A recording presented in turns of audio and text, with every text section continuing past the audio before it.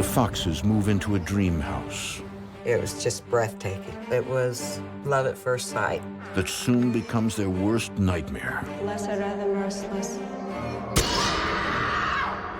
At first, the ghosts and demon taunt and tease. I couldn't believe what I was seeing. This cannot be happening. But then, they attack. I saw her gasping for air. Will the family get out before the house claims its next victim?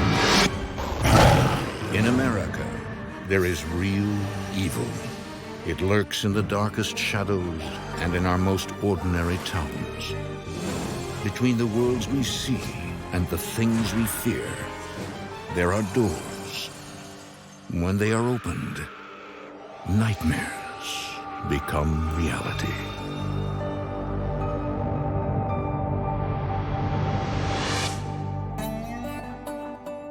Nestled in the Ozark Mountain region of northwest Arkansas, the small town of Lowell is the kind of place people move to for a slower pace of life and the peace and quiet of country living.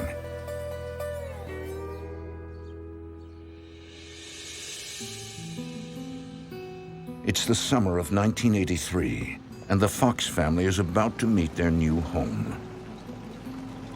When we first pulled up to the driveway, it was just breathtaking. It was like Gone with the Wind, Arkansas style. We had been living in Iowa, and jobs were so scarce. It's like we had finally made it, you know? Dad and Mom's hard work was paying off. Awesome. The house has plenty of room for the family. Father Jesse, Mother Carol, and their two children, Mary and Wesley.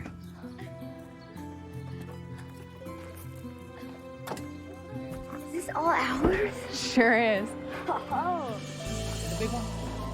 The house was one of the largest houses I'd ever seen in my life. Moving out of the small trailer into the large house was, you know, an incredible feeling for me. I was very happy for my mom and my dad, but also, you know, for my sister. Wesley was my baby, and he was 8 years old. There's 9 years between Mary and Wesley. Mary quit school. She was 17, and we depended on her to take care of Wesley and do work around the house. Thanks, Mom. My mother is still to this day one of the sweetest, kindest people I have ever known. I was close to both of my parents. Okay, you guys, we're never gonna get the rest of the stuff in the house if you don't stop fooling around. My father, Jesse, was typically Irish. At that point, he was fun. The Fox family feels they have lucked out in landing this house. The plant manager at the cannery where Jesse works rents the home out cheap to employees. Grab the door here, buddy. Carol and Jesse are surprised at how inexpensive the house is. But sometimes, good deals are good deals for a reason. Awesome. You said it was nice, but this is amazing. Dad, where am I going to sleep? Well, that's the best part, kiddo. You each get to pick your own rooms. Really? All right.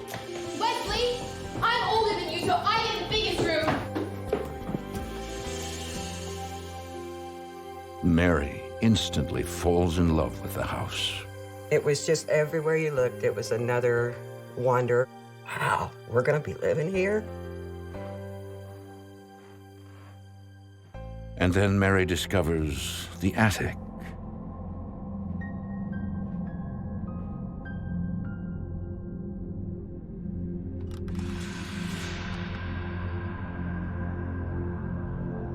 The attic was like every teenage girl's dream.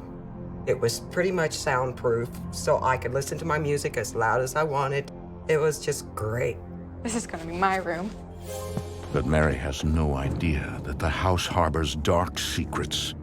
And in the place she's chosen as her bedroom, unspeakable atrocities have taken place.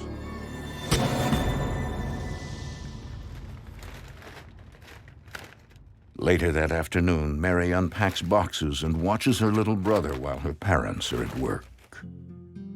I started off with the kitchen stuff because, you know, a couple hours I was gonna have to find Wes something to eat and needed dishes. My parents worked a lot. My relationship with Wes, I was his substitute mom. I was protective of him. And especially if mom and dad were gone, it was like, he's mine now. He's mine to watch over and to protect.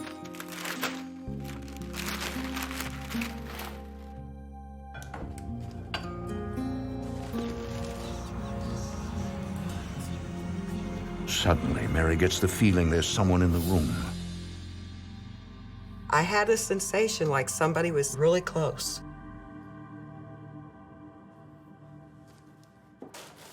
And I could feel a little breeze. It was a cool breeze. No vents, no air conditioning. I didn't even have a box fan set up in there yet. This is July in Arkansas. It's hot and it is very humid. Outside, nothing stirs. I thought it was strange, but there's got to be a reason for it. I decided it's an old house. There's probably cracks and God only knows what else.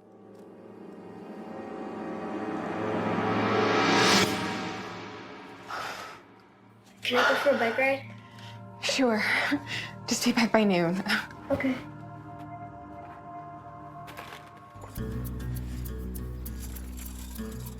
Wesley decides to explore his new stomping grounds. I decided I'm gonna just go right around the neighborhood. Well, I don't get very far away from the house. I cross the tracks, and there's kids sitting outside. Hey, who are you? You don't live around here. Now I do. Just moved in the big house back there. I wouldn't live there if I was you. Why? That house is haunted. Get out! No, that house is very haunted. I've seen it. There are no such things as ghosts. R2. Ghosts did not exist. It was all just crazy nonsense, you know, kids being kids kind of thing. A few days later, the house is mostly unpacked, and the Fox family is ready to entertain. Dad decided he was going to have barbecue on a day off. It was a lot to celebrate. It was beautiful. Of course, it was hot, but we had the barbecue. I'm gonna get you. No, you're not. One of the people that came over was my niece, Christy. She was closer to my age, so we were pretty, good playmates. Hey, you wanna go in the basement? No, it looks creepy. What are you, scared? No. Then come on. The basement was a huge play area, especially for an 8-year-old boy. I thought that was going to be the perfect place to go play hide and go seek, because you could go into almost any room, and it's going to take a while for someone to find you.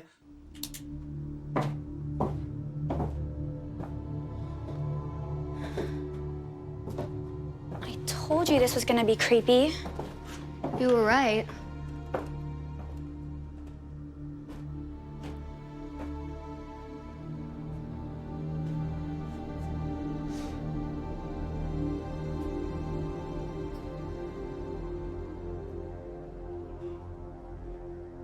Wonder what's in here. Open it. Whoa. The thing is really creepy. Yeah. Hey, did you hear something? I'm not scared, Wesley Fox. No, shh. What? Over there.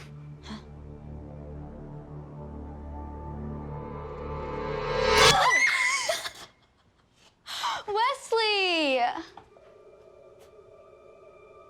I think we should go back outside. Yeah, okay.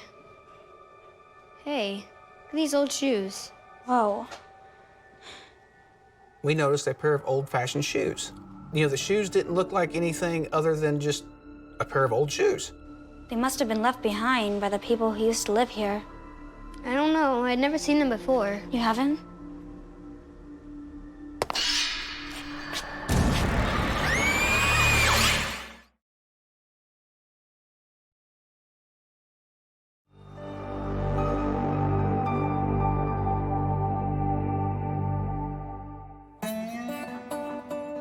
In 1983, the Fox family moves to a large house in Lowell, Arkansas. For 17-year-old Mary, their new home is a dream come true. When I first pulled up the house, it was love at first sight. It was like a plantation. But within hours of moving in, Mary senses an unknown presence. Hey, At the same time, her 8-year-old brother Wesley hears the local rumor about the house. I wouldn't live there if I was you. why? That house is haunted. Get out! I'm gonna get you! A few days later, the Fox family invites friends and family to a housewarming barbecue. Wesley dares his niece Christy to explore one of the spookiest places in the house, the basement. Hey, look at these old shoes. When I saw the shoes moving, I couldn't believe what I was seeing. This cannot be happening. This can't be real. We took off running up the stairs. We didn't know what it was, but it scared us. Mom! Dad! Mom! They moved! They moved! There were shoes in the basement, and they walked with no one in them. In the basement. Wesley, I told you no running on the stairs. We tried to tell Mom exactly about the shoes moving, how it happened, but she was angry because we were running up the stairs. Haunted! They told us that those shoes had moved. And how could they move on their own? So we thought it was in their imagination. But they did, really! Wesley looked like he had just seen the devil himself. Christy, too. Okay, our house is haunted, just like the kids down the street told me. It's haunted! All right, Wesley, no more tall tales. Y'all go play. Kids, huh? Oh, boy. We knew she wasn't going to believe us. It ran through my mind that, you know, the neighborhood kids were right. This house is haunted. And the neighborhood kids are not the only ones with suspicions. I guess the rumors are true. Think they know about the stories? The murders?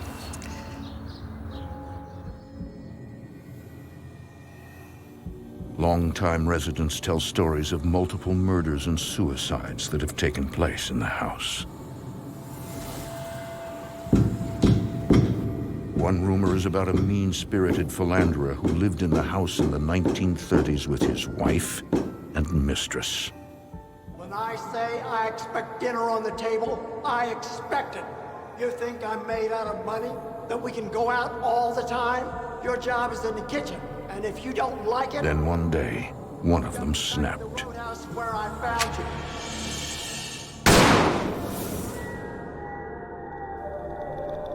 But no one in town dares tell the Foxes what they've heard.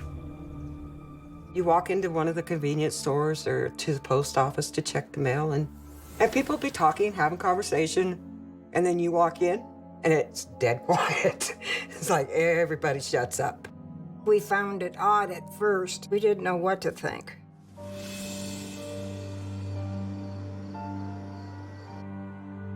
Several weeks after moving into the house, Mary is up late watching a movie.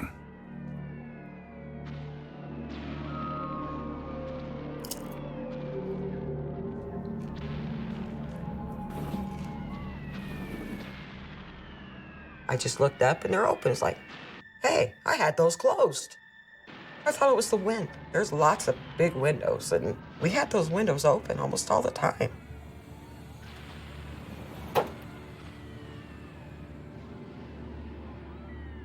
And I just think, oh, it's got to be the breeze.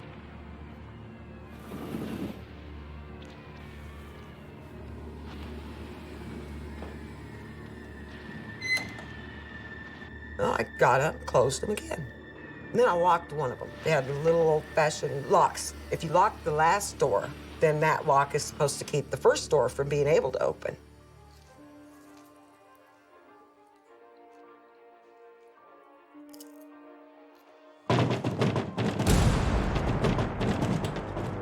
They started rattling.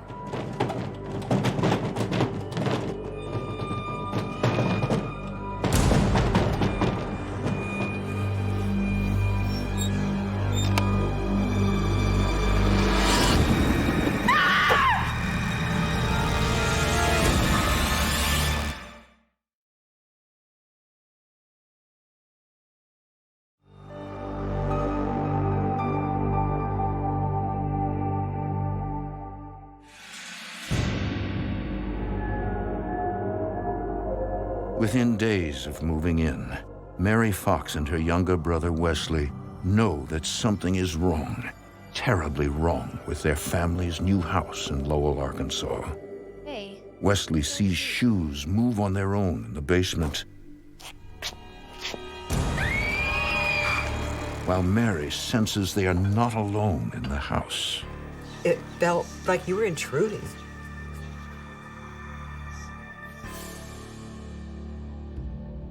Like, you're there, the rent's been paid, deposits have been paid, utilities are on. You're supposed to be there. You belong there. But you felt totally the opposite. Like, you don't belong. You're not supposed to be there. Late one Saturday night, Mary feels threatened as the entity in their house grows bolder.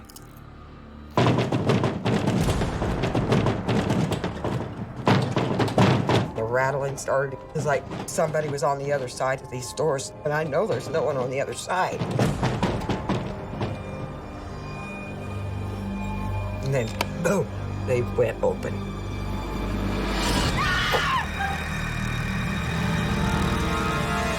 I jumped up and I ran.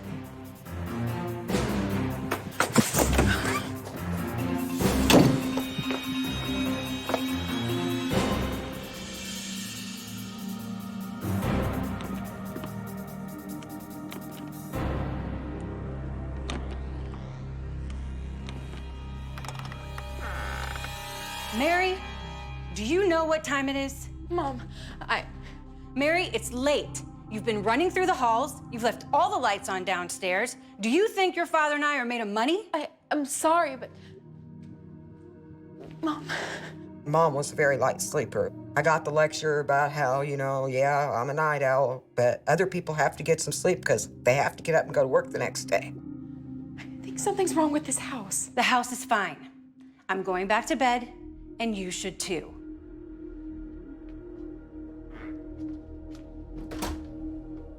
Mom didn't believe. Now I'm getting mad at this point. And I was like, yeah, some real strange things are going on in this house. Too bad the parents are too blind to see it. I cried myself to sleep that night, trying to figure out how am I going to explain this to Mom and Dad to make them understand what they've done. Despite her mother's dismissive attitude, Mary is certain their house is haunted.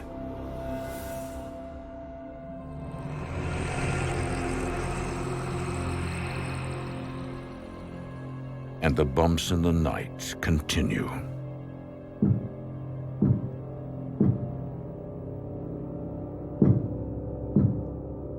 3:30, 4 o'clock in the morning, and to me, it sounded like somebody was hitting the table. Carol thinks Mary is up late again. She decides it's not worth her precious sleep time to get up.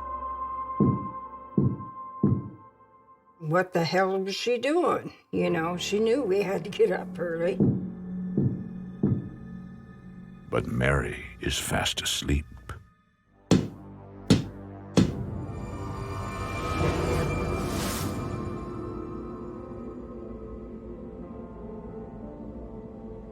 In the weeks that follow, Carol continues to hear strange noises at night, and her relationship with her daughter grows more strained. Mary, I'm tired.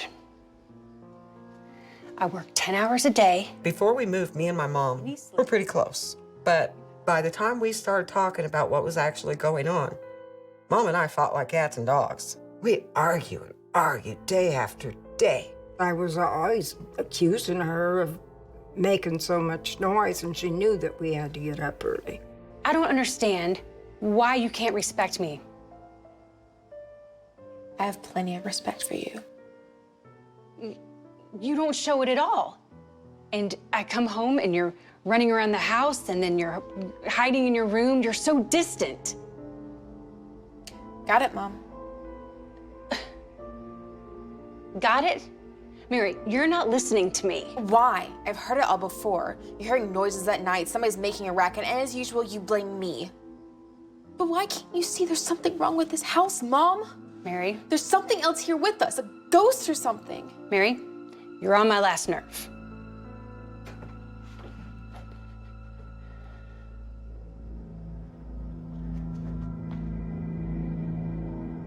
I was tired of being accused of doing stuff I didn't do. They're supposed to be doing the protecting, but they refused to see.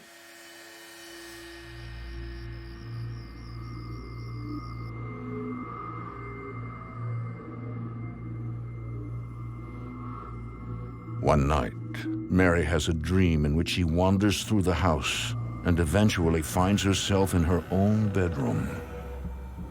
Father, we ask your presence. I'm seeing the attic and I see hooded figures. All of them but one are in black. And there's one that's in a red, bright red. Except it's blood. No one appears to notice her, but it's as if the house is trying to let her in on a secret. We present this to you. We present this to you.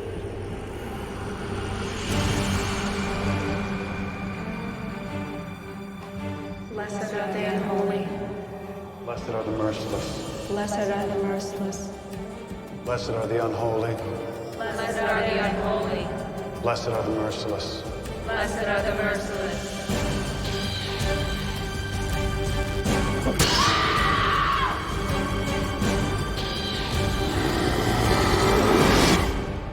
For more haunting, visit destinationamerica.com.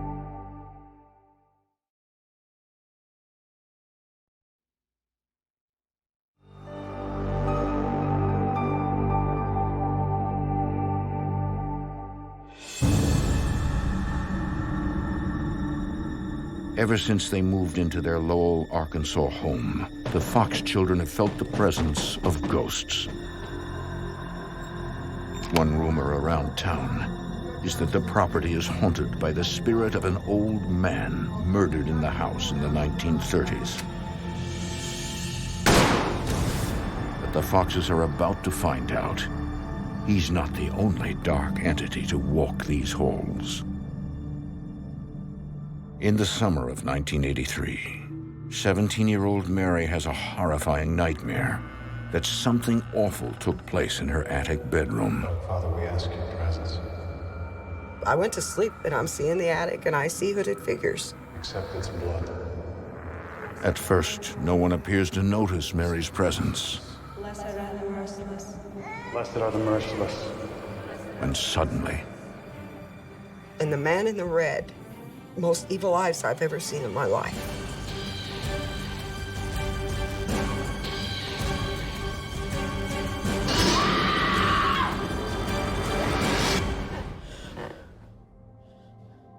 Mary is horrified. She believes this is more than just a dream. It's a message from beyond. It was too vivid. It was too real. I think the guy in the red, I think he was showing me a story. A story that could have an unhappy ending for Mary. After that, I decided I'd never sleep again in my life.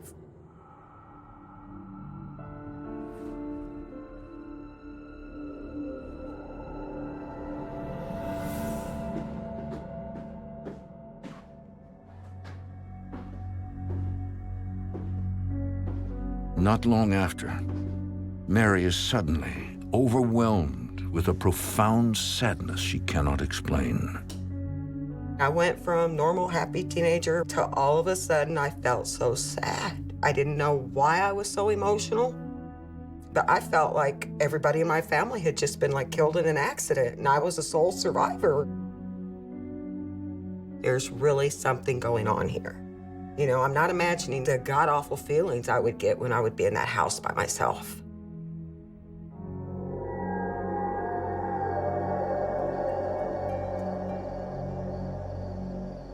And Mary is not the only one who feels the evil in the house. For weeks, 8-year-old Wesley has been sleeping on a cot in his parents' bedroom. Well, there was no way I was gonna sleep by myself. It just wasn't gonna happen. That is one creepy house. One night, Wesley's father works late, But in spite of the presence of his mother, Wesley struggles to sleep. I was trying to sleep. No matter how hard I could not sleep.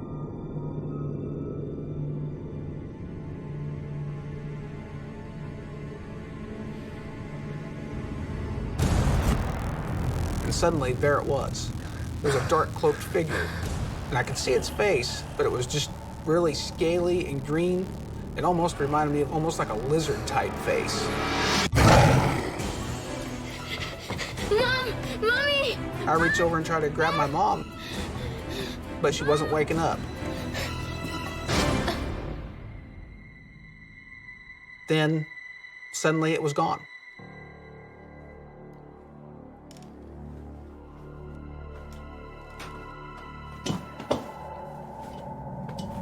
I hurried up through the covers over my head.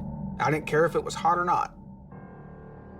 Wesley eventually tells his mom about what he saw, but she dismisses his fears. This figure had like a green scaly face. It was really scary, but nobody's believed me.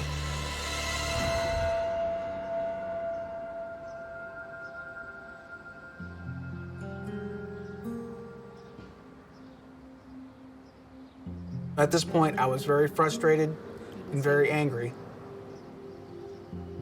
So I knew there was only one thing to do. I knew I needed to tell my sister. The two exchange ghost stories.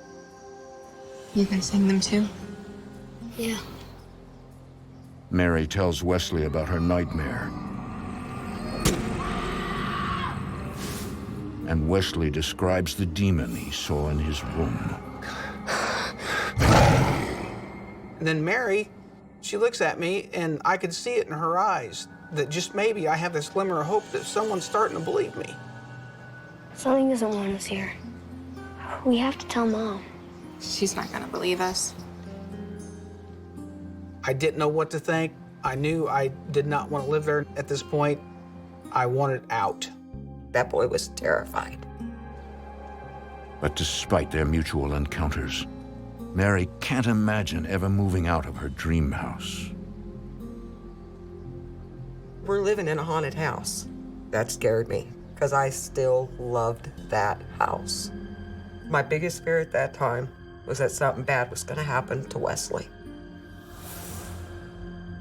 But Mary's fears are misplaced. She is the one in immediate danger. The ghosts are not quite finished with her yet.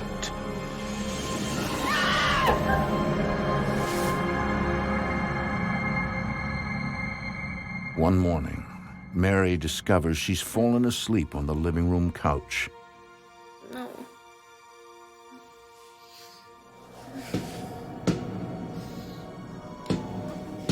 No. Get up! Get up!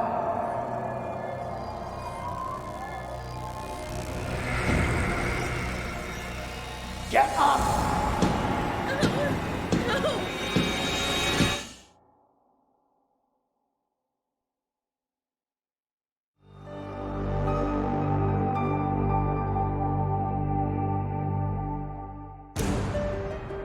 It's the fall of 1983 in Lowell, Arkansas. For the past few months, 17-year-old Mary Fox and her 8-year-old brother Wesley have been haunted by entities that inhabit the house. I was terrified. I tried to stay out of the house as much as possible. Except it's blood. There's really something going on here. There's a very dark energy. One morning, Mary wakes to find out no place in the house is safe. I thought I was seeing things, or maybe I wasn't quite awake like I thought. I put my head down to go back to sleep. Get up! Next thing I know, that man is like right there in front of me, and he's got that cane. Get up! Oh, no, stop it! No! Stop! Mary, Mary, wake up, wake up. Mary, you're dreaming, honey. Who are you talking to? I look up at her, and there's an old man standing right beside her, but she doesn't see it. Were you sleeping here all night? I wanted to ask her, you know, Mom, do you see that? Mary. but the words wouldn't come. I'd open my mouth and nothing would come out. Listen, I'm late for work. I'll see you later, okay? You got it? Yeah, got her. Hey, why don't we straighten this up and get some breakfast, okay? Come on.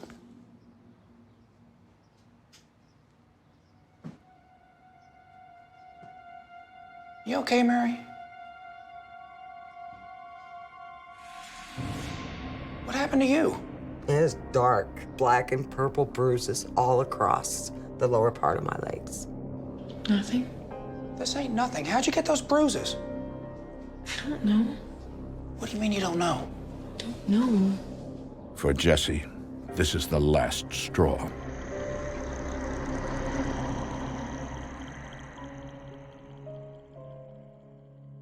Finally, everyone in the Fox family is ready to face what's been going on in the house.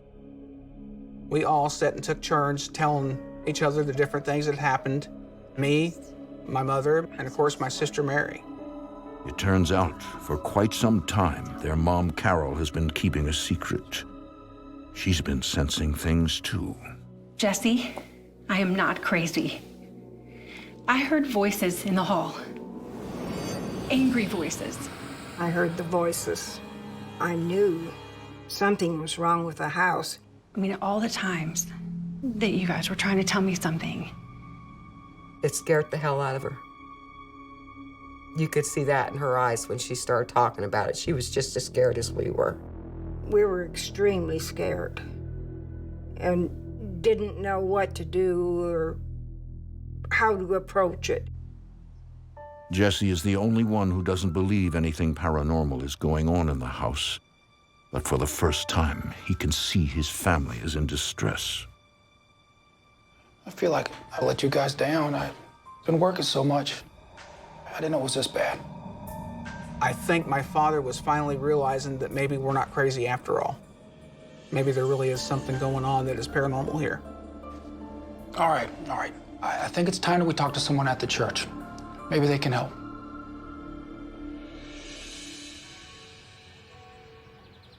Later that day, Carol and Mary visit their local minister. He turns out to be more skeptical than supportive. He said he didn't believe there was devils or any demons. It made us feel that he just didn't care. He had no interest in trying to help us at all. But he does leave them with one bit of counsel. Read from the Bible, read out loud, preferably from when Jesus is talking. That gives you more power.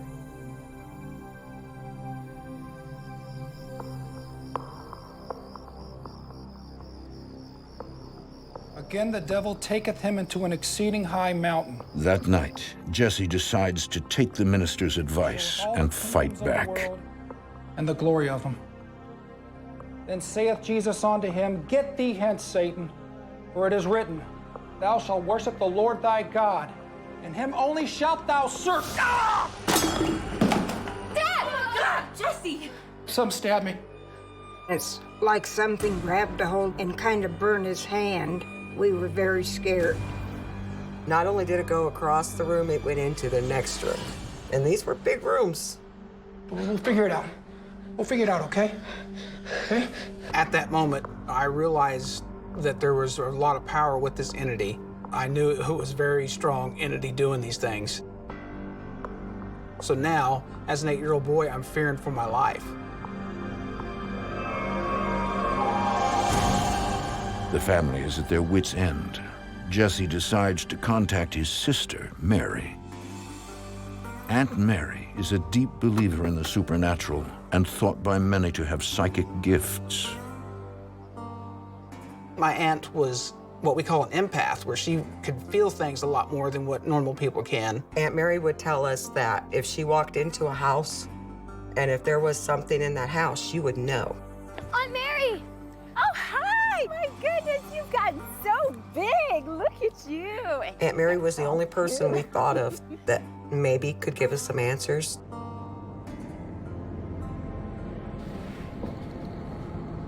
Aunt Mary immediately senses there is something wrong with the house.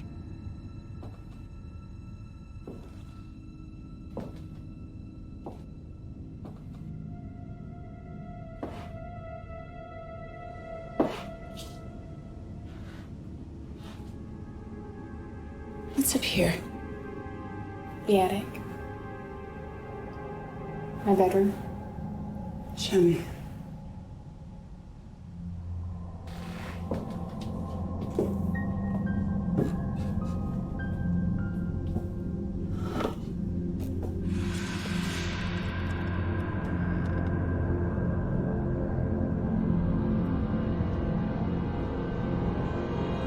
She knew it was bad.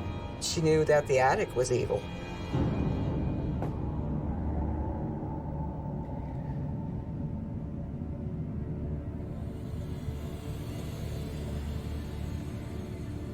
Oh.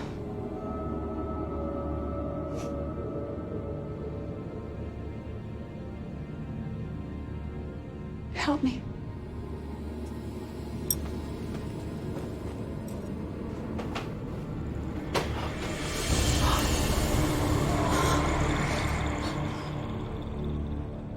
We pulled it up, and when we did, there was that pentagram in red.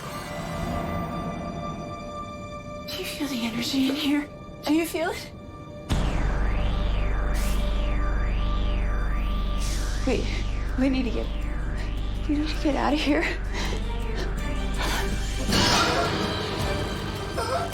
Mom! Dad!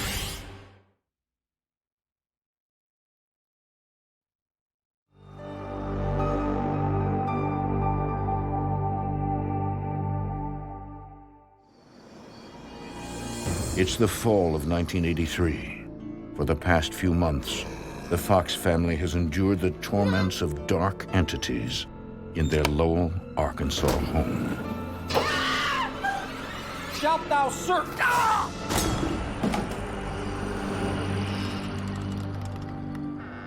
Jesse's sister Mary, a psychic, comes to their aid. Help me. Immediately, she senses the evil in her niece's bedroom when they uncover a pentagram, a sign of the devil. I didn't know it was there, and I did not feel it's evil. That scared me too. It was terrifying, confusing, because the attic was my sanctuary. We need to get out of here. And Mary? And Mary? I saw her gasping for air. Mom! Dad! She was being attacked. Whatever is in that attic did not want her there. What's going on? What's going on? Is everything okay? No. What is that? There's something evil in this house. It's a pentagram. She thought it was connected to some type of a coven. She thought it was devil worshippers. And she thought that probably it was connected to the dreams and what I had seen in the dreams. Aunt Mary believes that satanic rituals in the house conjured the demon, which may have trapped the spirit of the man who was murdered in the house. But that's not all. Aunt Mary warns that young Mary is in danger. And I think it's after Mary. Me? The demon is now trying to possess her. Aunt Mary said that she had the impression that if we stayed any longer, I would be possessed, that I probably would have killed my parents. I probably would have killed Wesley. Maybe I'd just set the house on fire with all of us in it, you know? Something god-awful was gonna happen. This house has a grip on you, Mary. She advised us not to spend another night in that house. Carol and Jesse are convinced.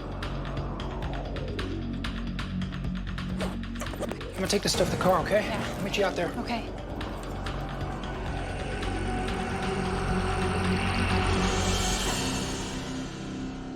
But shockingly, Mary is not ready to go. She is suddenly overcome with an inexplicable calm, as if something is holding her back. I was the only one that wasn't scared anymore. I didn't want to leave. I don't really know why. I wasn't worried about Wes. I wasn't worried about me. Mary, what are you doing? You need to pack. We're never gonna find another house like this. Mary, this house is dangerous. We're not staying here another night. Come on, now. I begged and I begged and I begged both of my parents. Please, let's just stay, you know, please. Don't move us from here. Why do we have to give up this house? Because of a little fear? Dad, what's wrong with Mary? Just get in the car, Wes. She'll be better once we get her out of this place. Okay, let's go. I loved that house. And I don't know if it was like an artificial love, like some thought or desire that they had put in my head. It just felt like it had been given to us and then ripped out from underneath us, you know, like a very cruel joke.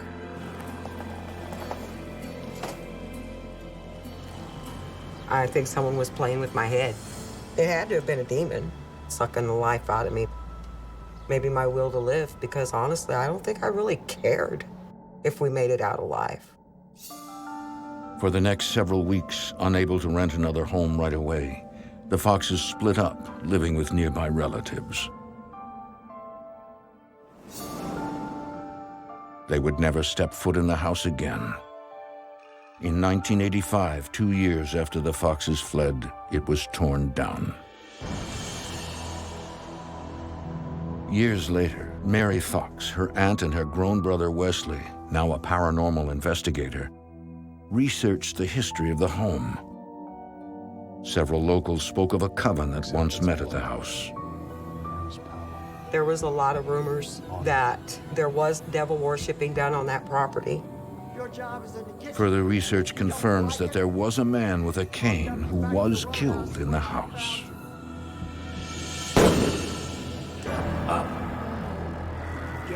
I think the man was haunting the house because of being murdered in the house. I think that was his, his domain, his place to torment anyone that he could.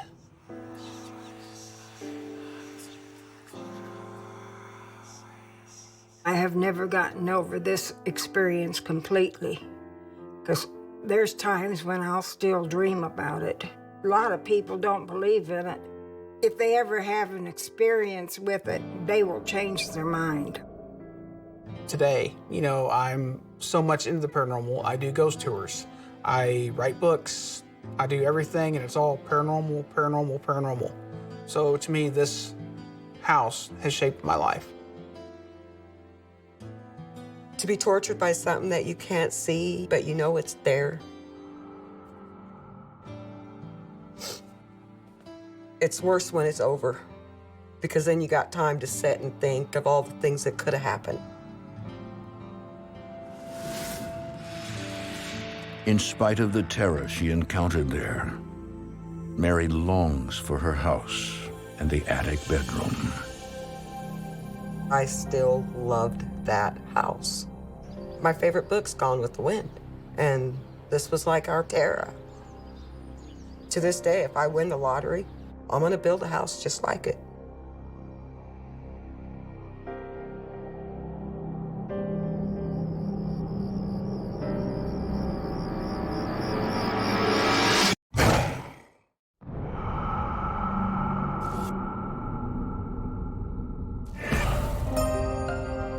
A family moves into a centuries-old home and uncovers its ominous history.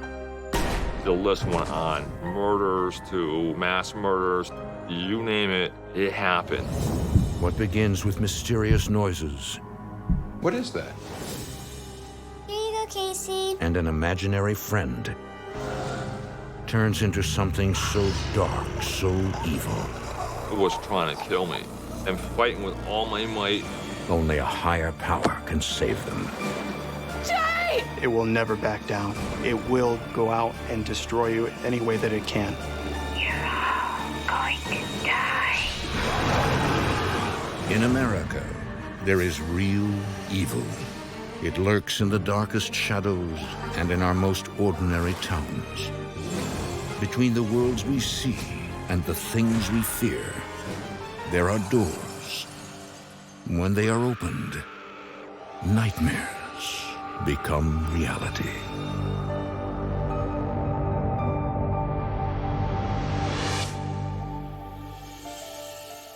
New England's idyllic countryside attracts many families looking to put down roots in its picture postcard communities. It was a very nice area, and it was kind of on the upper scale. We thought it was going to be a nice area, good schools to raise a family.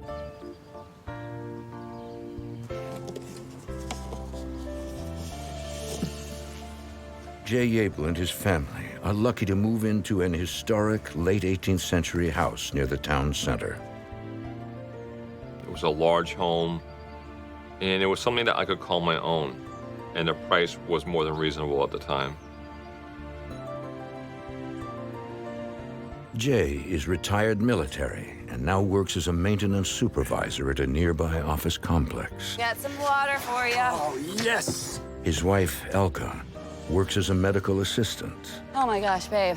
It is so much bigger than I remembered. Welcome to the American dream. When I first met Elka, her upbeat spirit, that's what kind of drew me to her. I think we knew right from the beginning that it was going to be a match. We take a break.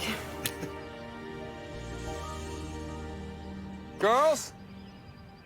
The spacious home seems the perfect place to raise their twin girls, Alex and Riley.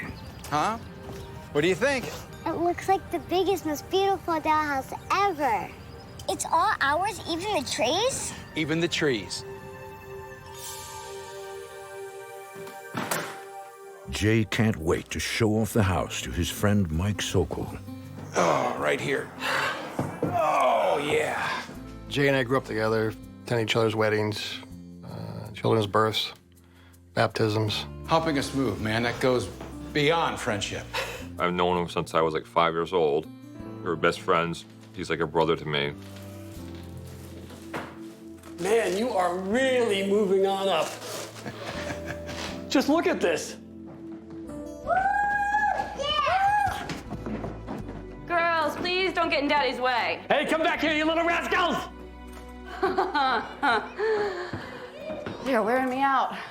Hey, Yes. I know you have your reservations. Yes. Look, When Jay and Elka found the house, it was a little more of a hard sell for her. after we unpack, And spackle, and paint, and fix these creaky floors. Oh, it's a lot of work.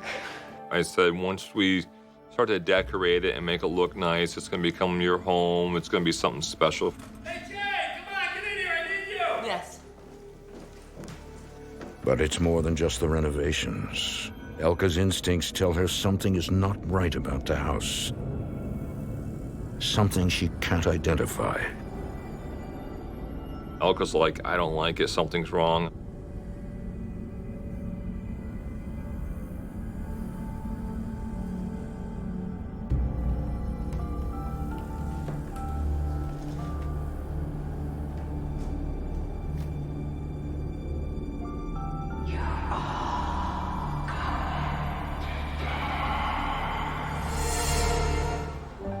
Over the following weeks, painting and major repairs are done, and the family settles into a comfortable routine. tell me again why we use a baby monitor for our kids, as old as they are. Because your children like to wake up in the middle of the night and go exploring. You remember the time we caught Riley heading out the back door at midnight to find the cat? Whoa, hello. Whoa. Mommy, can we have some? Okay, but just one, because I do not want you to spoil your dinner. Excuse me, I said just one. But this one's for Casey. That would be their new imaginary friend. My daughters would talk about sometimes they would play with somebody, a girl in their room, and we thought it was just imaginary friends like a lot of kids would have. That one's for Casey. You are something else.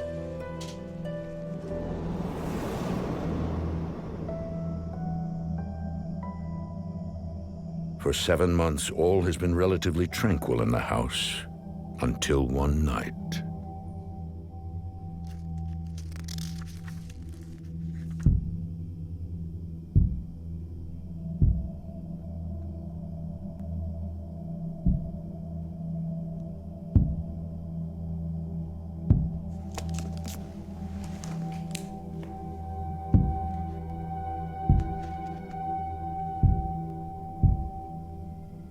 Jay?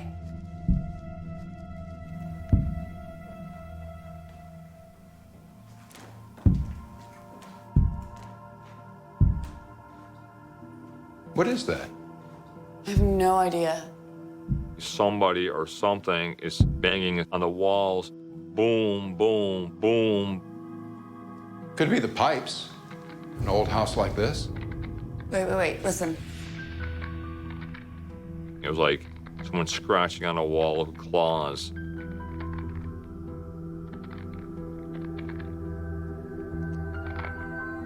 Over here.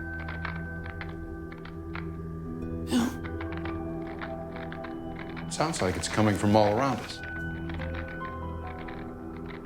Like something trying to get out. Or in.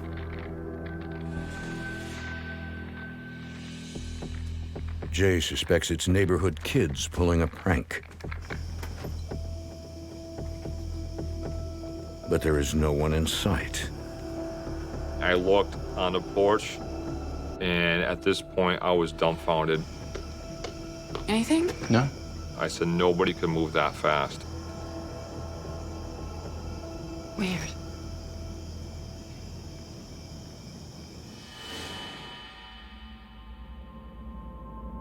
A few nights later, the strange sounds continue. This time from the audio monitor connected to the twins' bedroom.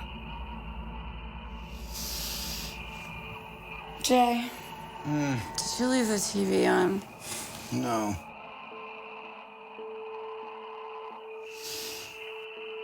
What is that noise?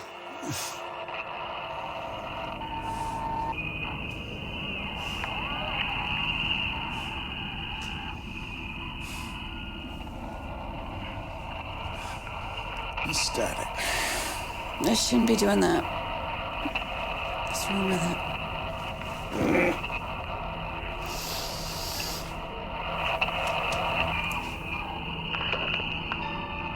Oh, this thing. You're all going to die. Oh my God, the girls! The girls!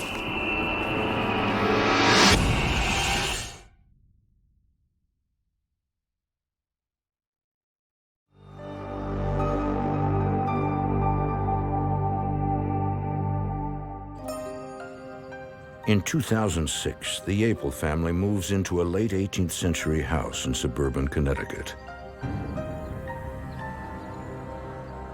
At first, all is calm, but a few months later, they begin hearing strange noises they can't explain. What is that? Things are happening, and I have no idea what's going on. One night, the mysterious sounds grow threatening when a message comes across the audio monitor from their daughter's bedroom.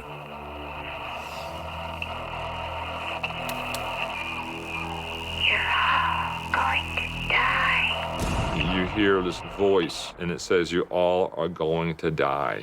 Oh my God, the girls! The girls!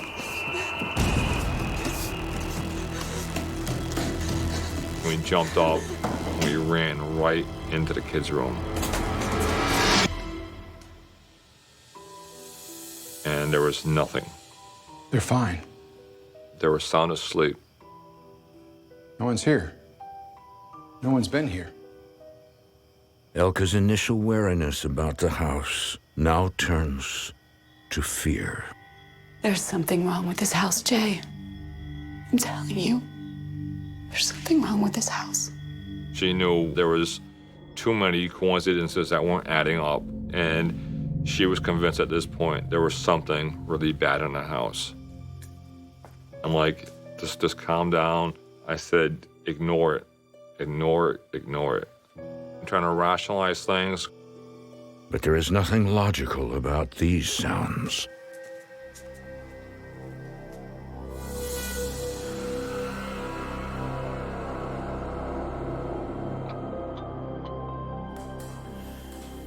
One afternoon, Jay stays home from work to take care of the girls when Elka comes down with the flu. Oh, thank you. Would you like some more tea, honey? No, I'm fine. Thank you, though. After moving into the house, Elka changed a little bit. She seemed to become ill more.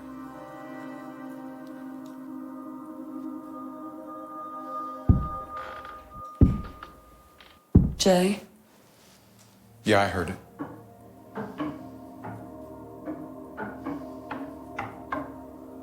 What is that? Sounds like someone upstairs. You could hear someone taking like a cane or stick and going up and down on the side of the kid's bed. Casey's here. Casey is Riley's imaginary friend.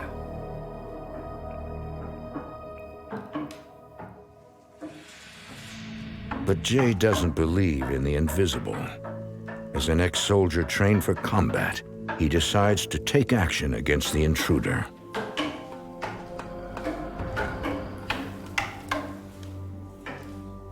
I went to my room and I grabbed my weapon.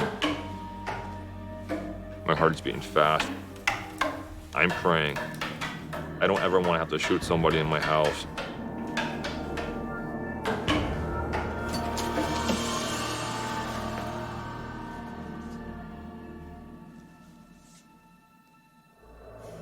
Jay finds no one and nothing disturbed in Alex and Riley's room.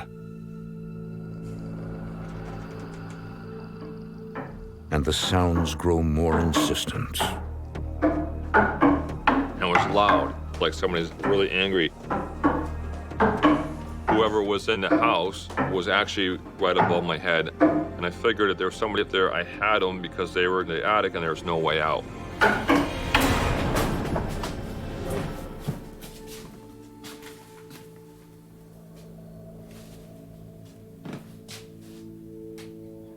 There was nothing. There was nobody.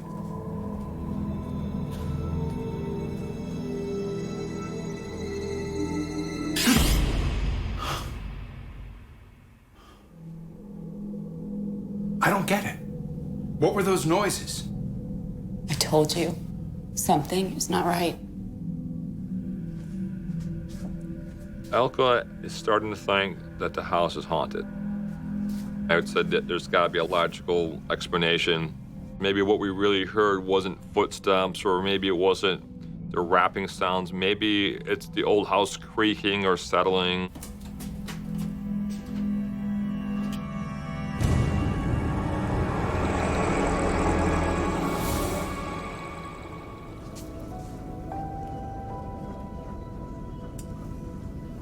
Weeks pass, and Elka grows more afraid.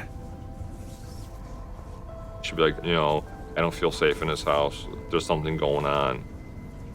She would feel like someone would be standing back and watching her.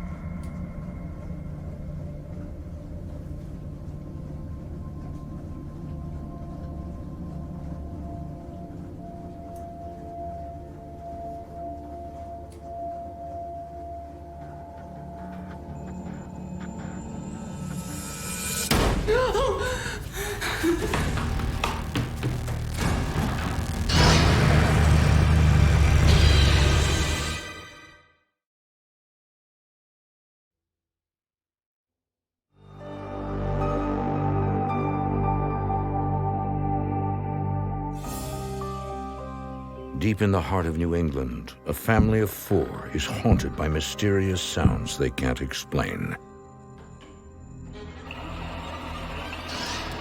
You're all going to die.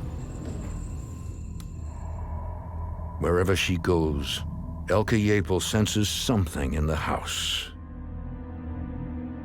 Elka had come to Jay and said, I think there's some kind of spirits in our house. And of course, I was skeptical. One afternoon, Elka feels the presence growing stronger.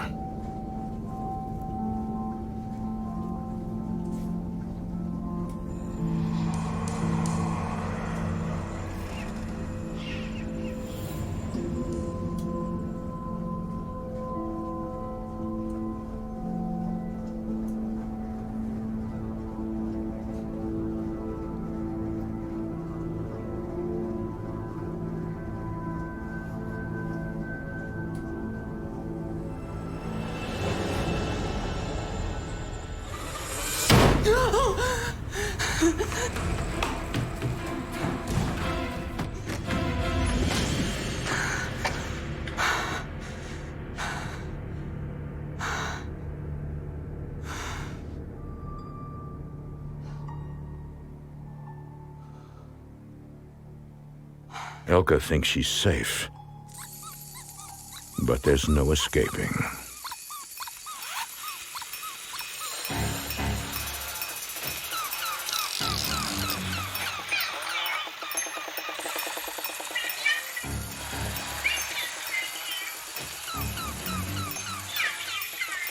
Jay!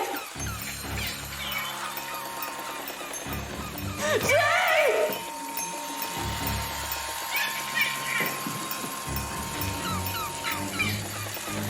The toys just went off altogether, and they were getting louder and louder. Stop it! Every single toy stopped simultaneously. Enough! I want out of this house! I want out of this house! Honey? After the toy incidents, I started believing there was something really wrong. I kept thinking maybe if it was a ghost, it was somebody who lived there and didn't like us being in their house. Unable to take his wife's distress any longer, Jay goes on a mission.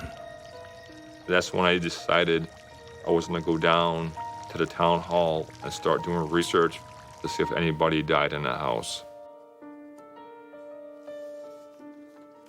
Town records indicate the house was built in the late 1700s.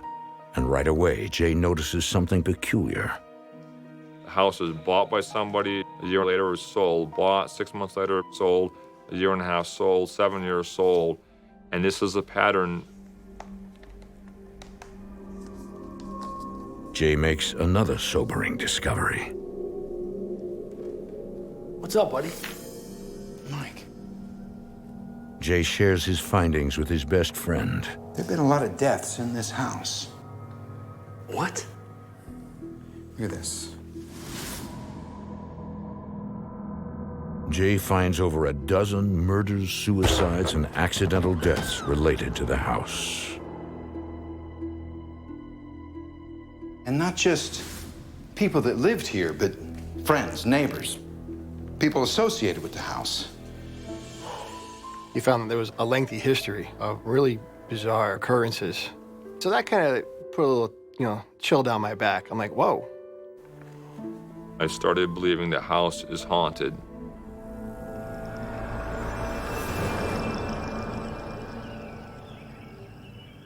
We are trying to contact the spirit or entity in this house. Reveal yourself. Jay contacts Orlando Ferranti, head of the Paranormal Research Society of Connecticut, a non-profit group of paranormal investigators. Anything? Maybe there's nothing here. Oh no. I can feel something. When I got into the home, you could just feel the oppression and the negative energy in that household. I've never felt that kind of energy before in my life. It's just a cesspool of negativity. I walked around the house with a recording device and some EMF detectors. EMF detectors measure electromagnetic fields. An energy spike indicates possible paranormal activity. I wasn't getting any abnormal readings, but I still felt this oppression. I was very concerned about this negative energy because it was watching me. It did not want me there. Orlando. Suddenly, the team's psychic picks up on the energy.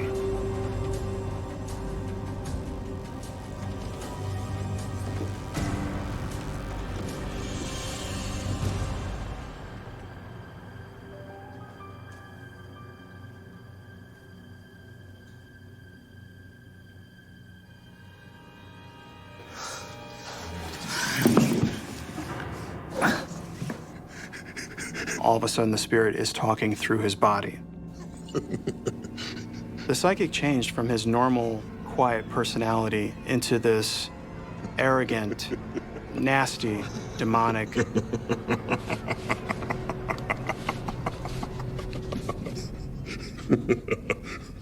Are you the entity who controls this house? Who are you? Name yourself. You are all going to die. You are going to hell. Why do you torment this family? You want somebody? Come after me!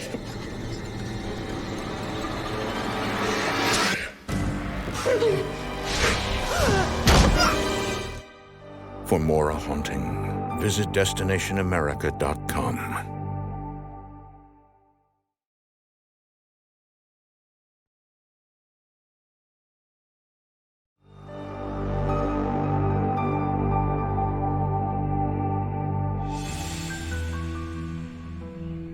Ever since the Yapel family moved into a historic New England house, they have felt a dark presence. And when Jay uncovers more than a dozen murders, suicides, and accidental deaths related to the house, the former military man has no choice but to believe. I live in a haunted house. I'm starting to get very frightened. There's something that is pure evil. Jay reaches out to paranormal experts to investigate the house, when suddenly the psychic channels a dark entity. You are all going to die. And things turn violent.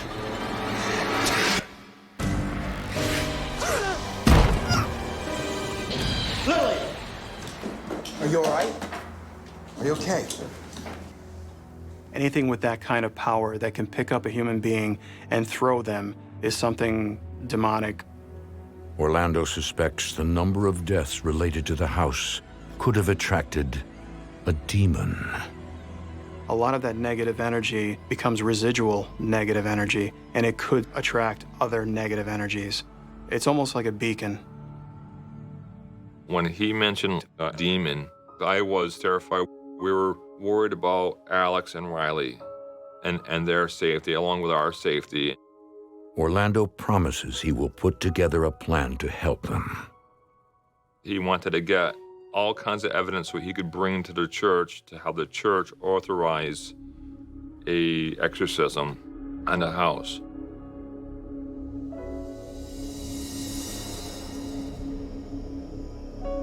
A week later,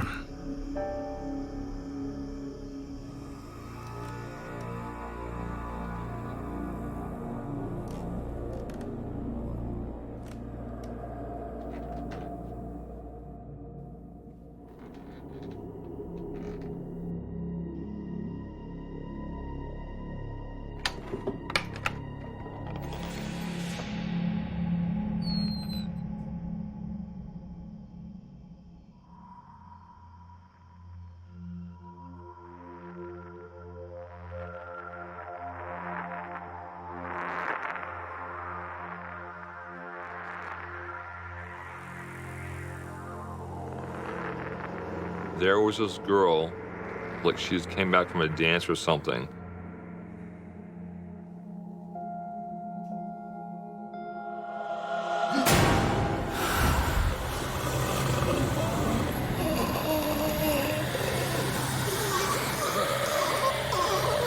She was trying to kill me.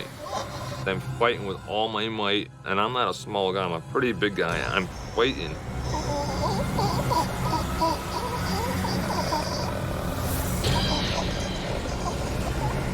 I'm like, this is a bad dream.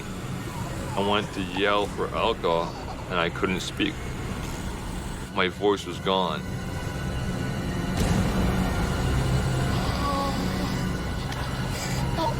All of a sudden, it was like a popping sound. And it was gone. What a nightmare. What a horrible nightmare. or so he thinks. Or so he thinks.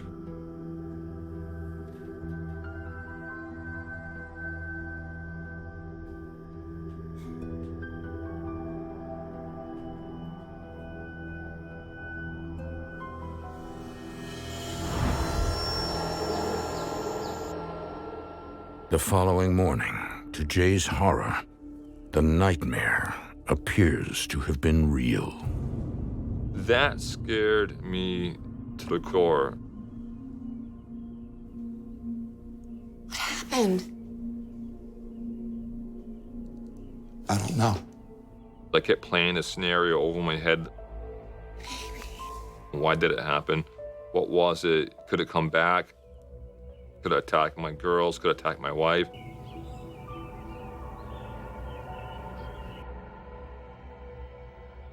Jay consults with a paranormal expert who believes he knows what happened. He experienced phantomania, which is basically the experience of being frozen, if you will. The energy is being sucked out of you and being used by the spirit. He thinks the entity that attacked Jay could be a shape-shifting demon. It's possible that this negative energy or demonic entity could be changing its form. It could change itself to a female, it could change itself to a child, it could change itself to even an animal. Orlando also has bad news for Jay. He won't be coming back. And there's no way I can come back to the house anymore. The demon is affecting his family. I had to back out of the investigation. I understand. My kids come first, and they were being traumatized by something unseen. My oldest son, for a week straight, had these nightmares, these horrible nightmares of an old man with a decrepit-looking face. They were actually getting visions of my house in their heads. I had to back away, but I didn't want to give up trying to help Jay. I wanted to take my family at that point and run, and I couldn't. Everything the Yapel family owns is tied up in the house. I had to stay and fight, and I was fighting alone. The family was becoming more isolated. Everyone just didn't want to attend his house. I felt terrible. We've been friends for years, 30 plus years. And there's nothing I can do to help him. Would you like some more cake? Yes, please. Jay is frightened for his family, but relieved his daughters appear immune from danger. It seemed like it had boundaries. It has, like, rules of engagement. This entity would go after Elko or try to scare me. Would you like some more tea? Yes, please. For some reason, this thing would not go after my children. Don't forget Casey. Here you go, Casey.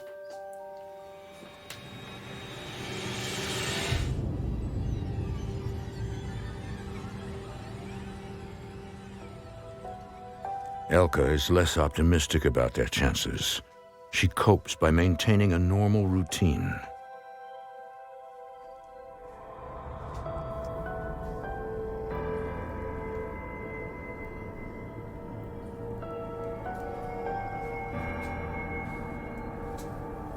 Jay?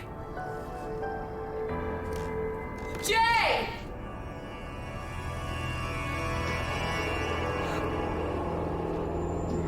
What? Do you hear it? No. I swear there was something here and it was watching me. Just listen.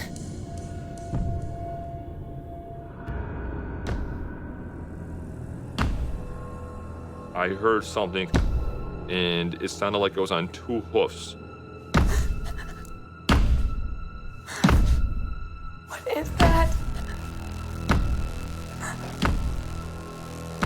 Really, really scared me.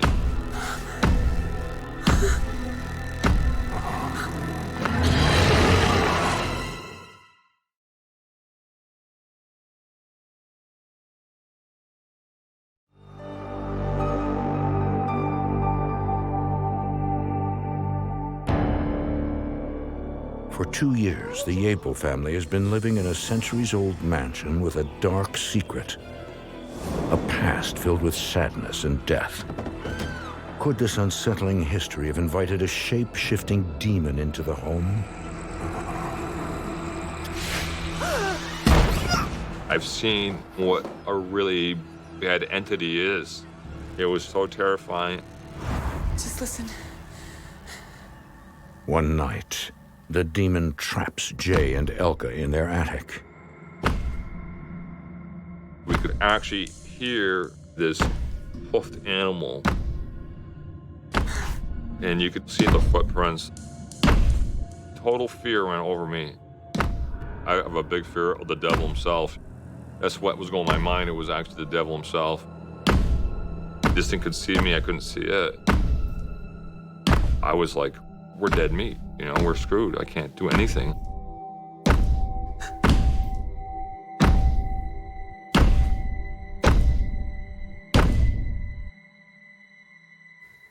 It stopped.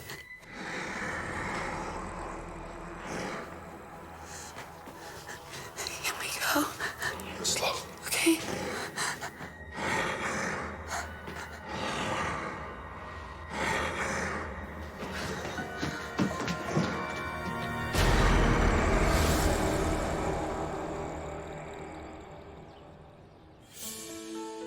Desperate to protect his family, Jay calls in Bob Baker of Connecticut Paranormal Investigators, an expert in demonic hauntings. Thank you so much for coming. Where would you like? He immediately senses something. Whatever was in that house met me right at the door. And you could feel the oppression there.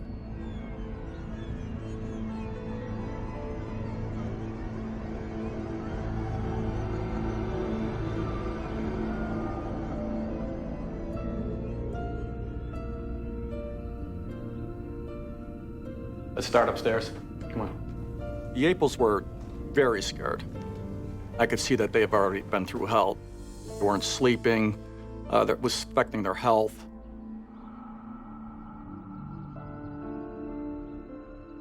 Bob and his team measure the electromagnetic field in the house to detect for paranormal activity.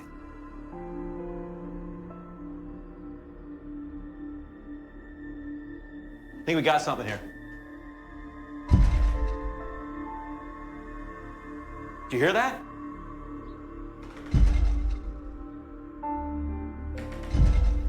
We actually heard something come walking down the attic stairs.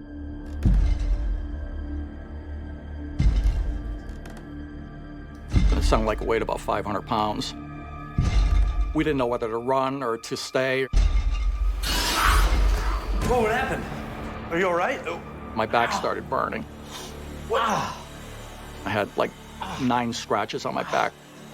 It was like somebody took a whip and just whipped Bob. It's very painful.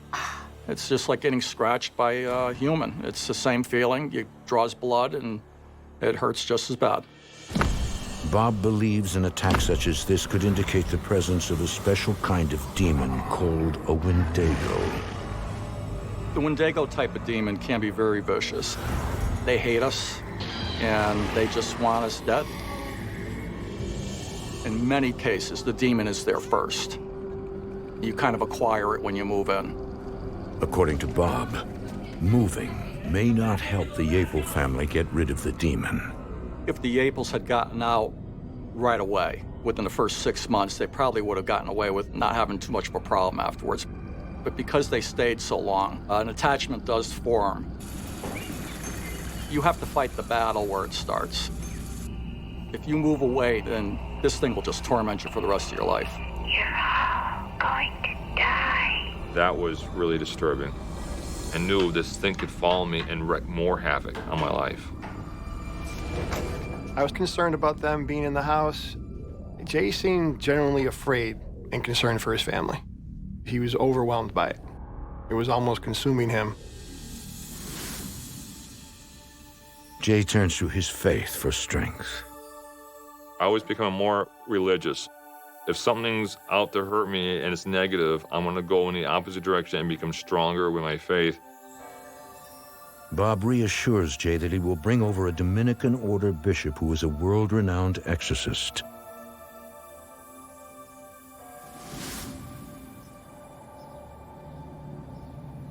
The bishop can't come right away. The Yapels have no choice but to wait, hoping the haunting will not grow more dangerous.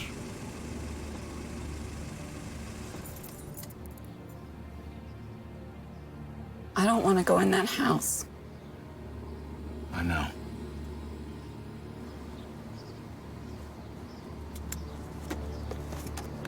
All right, girls.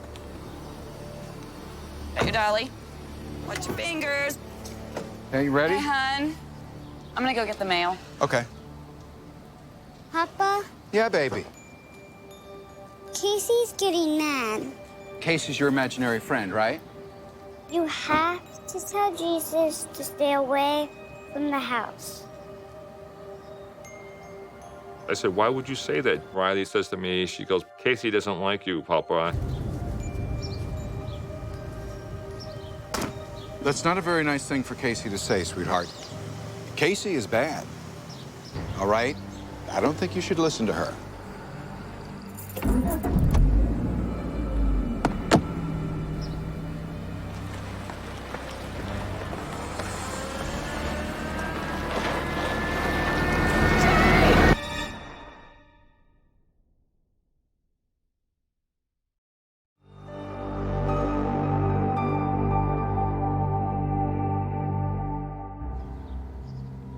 In suburban Connecticut, the Yapel family is tormented by a shape-changing demon some call a Wendigo.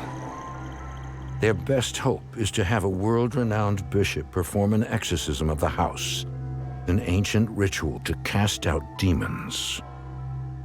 The bishop reassures the family he will come as soon as he's able. But it won't be soon enough. Papa, Yeah, baby. Casey's getting mad.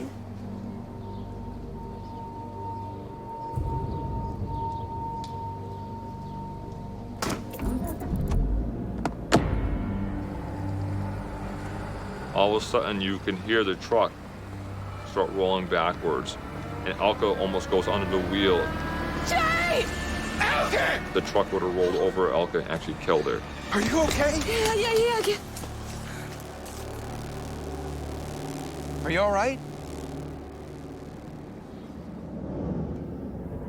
Jay now realizes the twins have been interacting with an evil entity, but feels powerless to stop it.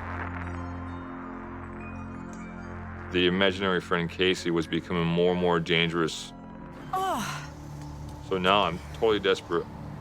I'm worried about my children. I'm worried about Elka. She almost got killed. Now I really need to have an exorcist come in.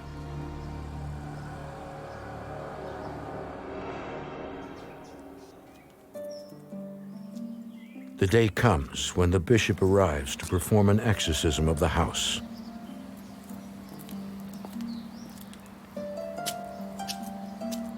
You girls ready for the baptism? He begins by rebaptizing Alex and Riley. We already had them baptized. I baptize thee in the name of the Father, the Son, and of the Holy Spirit. And he says, no. He goes, they're being baptized by me. And the Holy Spirit. The bishop talked to Riley about the imaginary friends, and then he took his thumb and made the sign of the cross over and told her not to speak any more of them, that they cannot hurt her or touch her, and to let them go.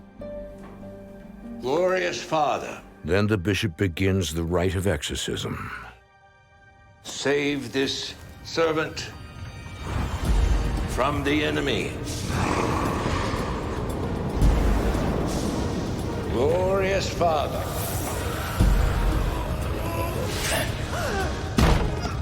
save thy servant from the enemy.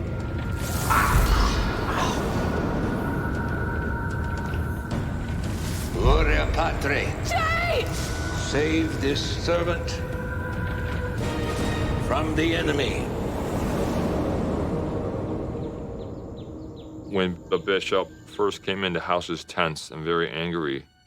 And then after he left, the house felt calm and mild.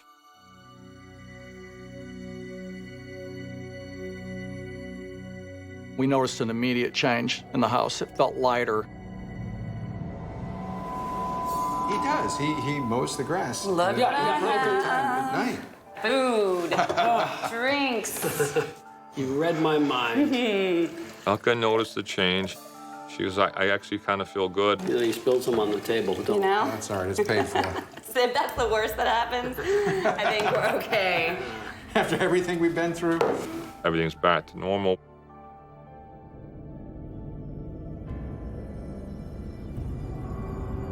Since that day, paranormal activity has returned to the Yapel house. The bishop, I believe, did weaken it to the point where we can actually live in the house.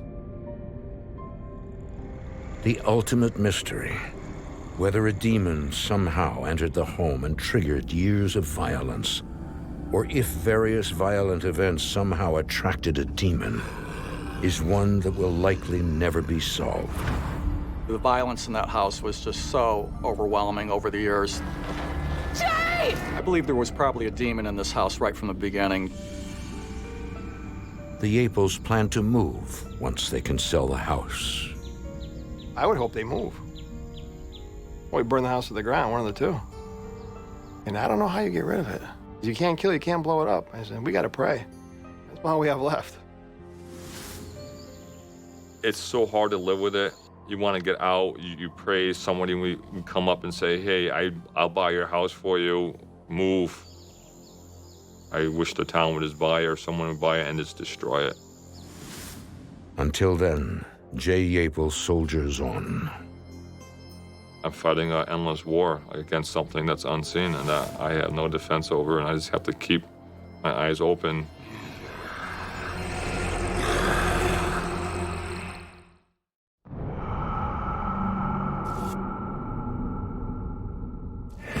When a woman with a dark past She got into black magic. She drank human blood. awakens dormant spirits, Come and show yourself. she unleashes a terrified ghostly child. She was scared of something that was in the house. And a sinister spirit with deadly intentions. We had no clue how intense it was about to get. In America, there is real evil. It lurks in the darkest shadows and in our most ordinary towns. Between the worlds we see and the things we fear, there are doors. When they are opened, nightmares become reality.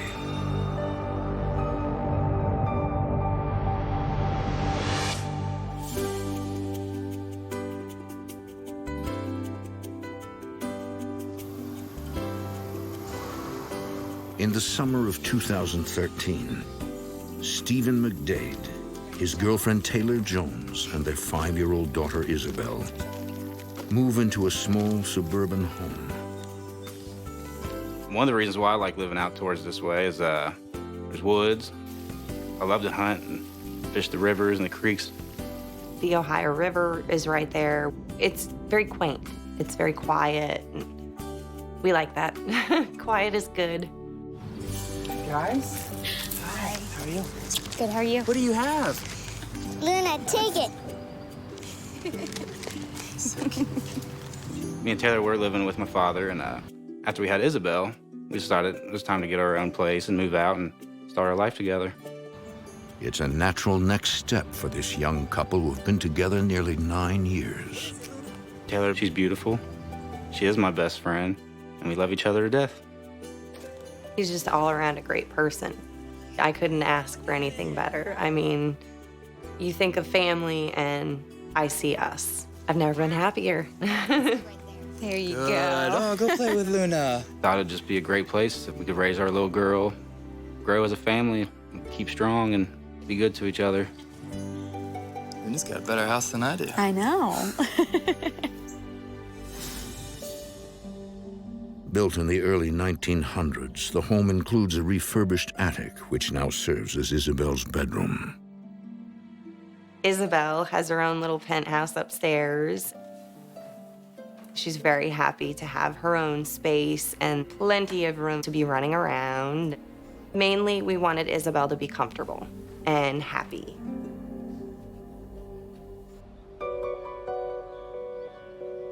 Stephen is an avid hunter and keeps a handgun in the home for protection. My main concern with having a gun was Isabel. She's been around guns, you know. Her daddy, he's an avid hunter. We're very, very cautious with it. Don't shoot. Whatever. Hey, before you go, you think maybe you could sit down? I got something I want to talk to you about. Yeah, sure. Cool.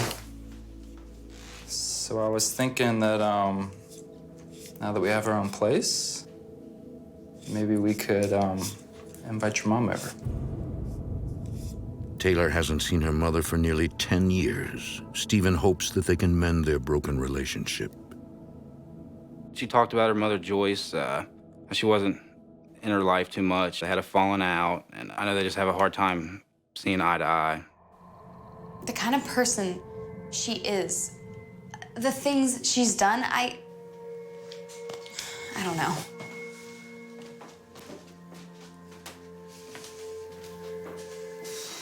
My mother left me when I was very young and went over to Germany and got caught up in some things that she should not have gotten caught up in. She got into black magic. She drank human blood from a chalice. She has a pentagram tattooed on her. My dad did anything and everything he could to keep me safe because being with my mother was not a safe environment. It was very ugly. It was very ugly.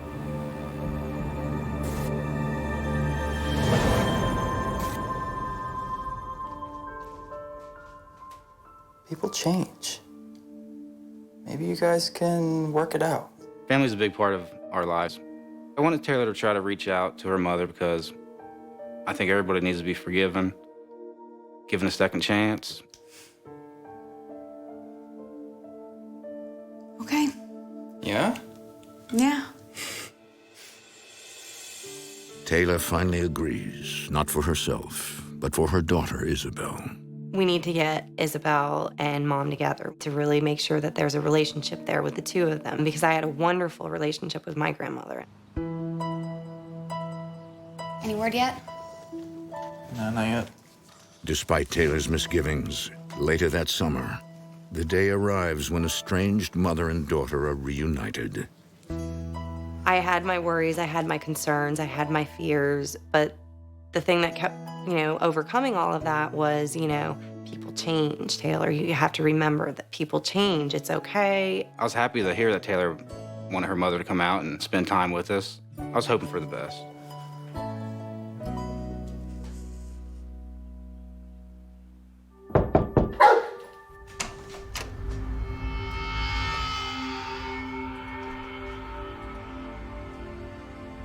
Taylor. I really didn't know what I was expecting. How are you? Hello, darling. Hello, Joyce. Have you been eating? You look terrible. Way too thin. Immediately, out of her mouth was the judgment. Hi, I'm Stephen. It's nice to finally meet you. When I met Joyce, the vibe she put off was hateful in a way. Isabel, this is Joyce, my mother. Your grandmother. Isabel stayed back a little bit. I think that it was a little strange for her. Aren't you just precious? Do you have a hug for your grandma? Luna. My mother, when she saw Isabel, she's looking basically at a child that looks so much like me at that age. The age that she turned her back to me. I'm sure it was a long trip. I'm sure you're ready to get settled. Let me show you where you're staying. I was hoping they could build their relationship back up, but I was still nervous. I didn't want Taylor to get hurt again. Be nice.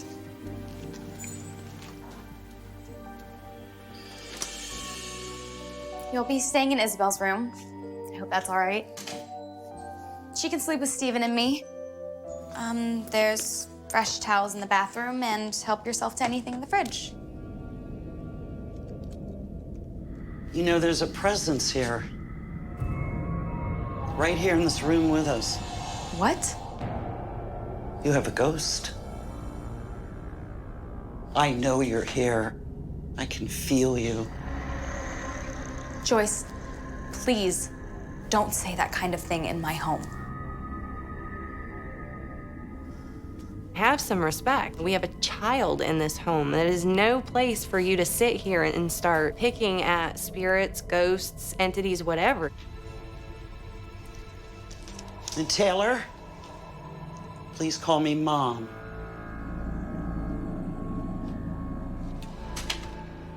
It was just a negative vibe.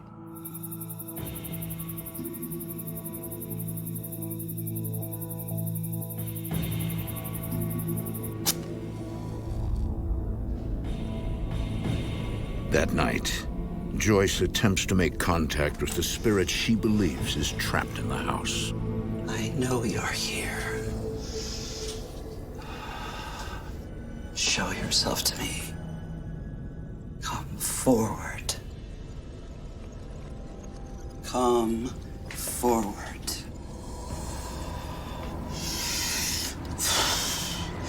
Come and show yourself. I command you.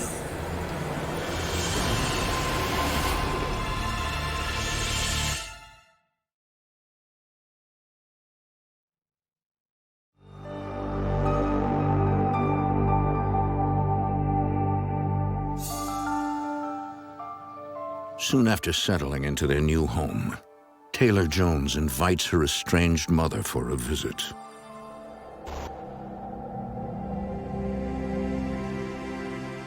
Taylor. My mother and I, we had a relationship when I was younger, and then it fell apart. Hello, darling. So, as an adult, there was 10 years that went by. Hello, Joyce. Taylor's father kept her away from Joyce once he found out she practiced black magic. There was a lot of ugliness that happened. There were a lot of things that she got into that I didn't understand as a child. I had lost her so many times before. You know, there's a presence here. I kept in the back of my mind, you know, don't get your hopes up. That night, Joyce is staying in her granddaughter's attic bedroom. I know you're here. When she makes contact with what she believes is a ghost. Downstairs, Taylor is suddenly overcome with an uneasy feeling. I didn't feel right. Something was off. You could feel a coolness. Come out. You can't hide. Show yourself. I know you're here. Come and show yourself. I command you.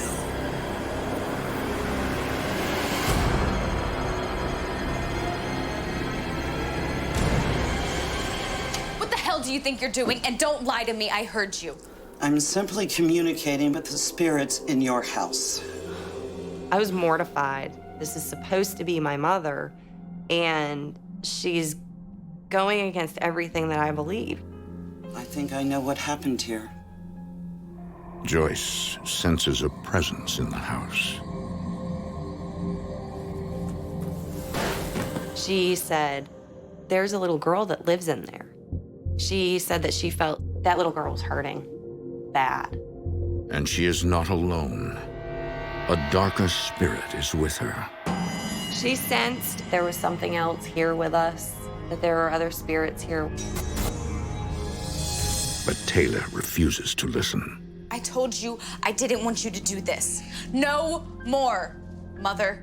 I told her point blank, I said, you need to shut your mouth. We have a child in this home. You are putting us all in danger in doing this. I want you out. Black magic, it affects everybody around you. Everybody. I don't know everything that she's done. I don't know what she's capable of.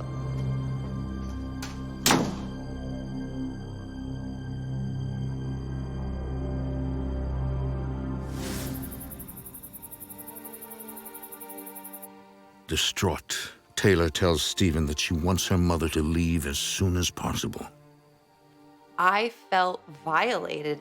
Our home at that point, completely 100% had been violated. I told Stephen, I can't have her in my life. I can't do this. This is an ugly circle. It's not fair for Isabel to see me upset. It's not fair for her to feel tension. I knew she played with black magic when she was out of the States. One of the first things she did was to try to egg on the spirits. Joyce, she was gonna have to go. It's now been 2 months since Joyce's departure. All seems normal, but Taylor fears her mother's black magic may have conjured up something in the house. When she left, I was definitely on the lookout that she didn't stir things up. I would have to try to calm Taylor down. Don't think about it. Don't put too much thought into it.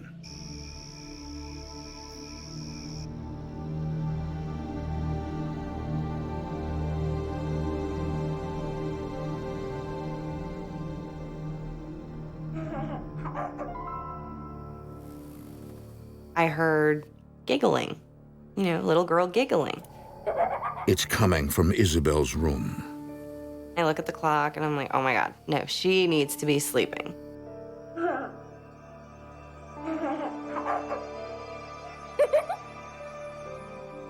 What happened then? That's silly. Here, do you want to play with this? Oh my. What are you doing? Playing with my friends.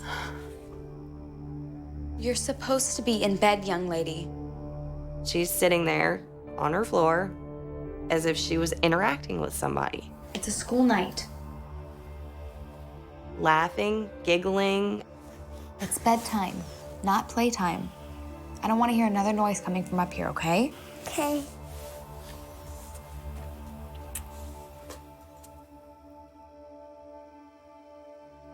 Close your eyes, Isabel.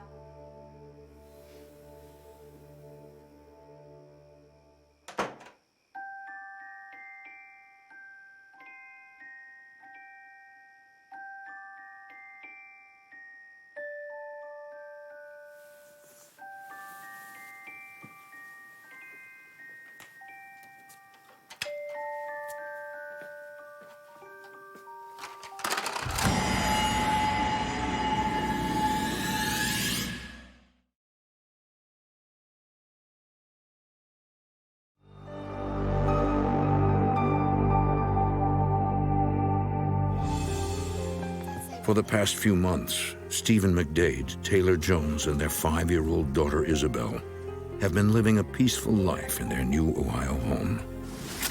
Until Taylor's mother comes for a visit.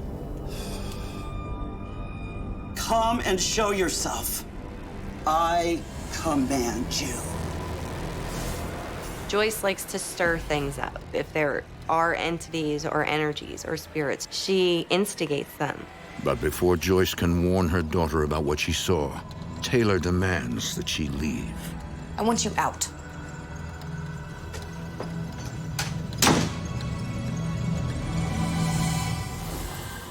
Soon after Joyce's departure, Isabel begins playing with an imaginary friend.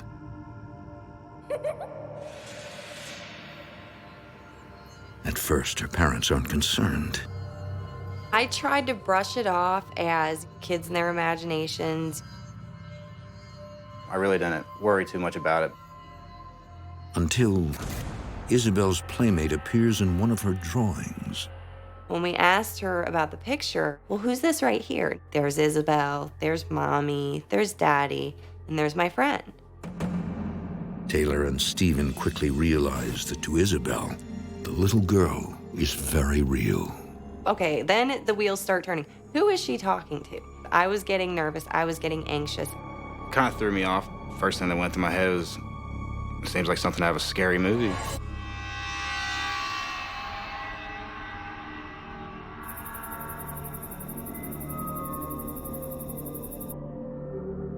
But unbeknownst to Taylor and Stephen, Isabel's ghostly friend has a dark secret.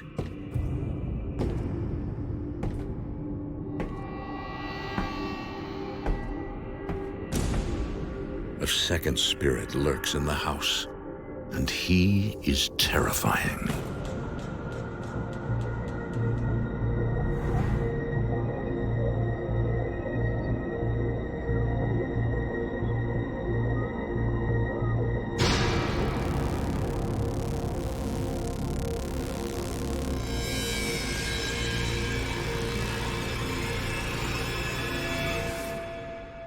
As the weeks pass, Isabel grows more and more anxious, refusing to enter her attic bedroom. She was scared of something that was in the house. That's when I started getting a little concerned and worried. Isabel was telling us that it felt like there was somebody behind her all the time. She didn't feel like she was alone. It's okay. She just didn't want to be up there. She did not want to be up there. Isabel? What we ended up finding out, I wouldn't have wanted to be up there either.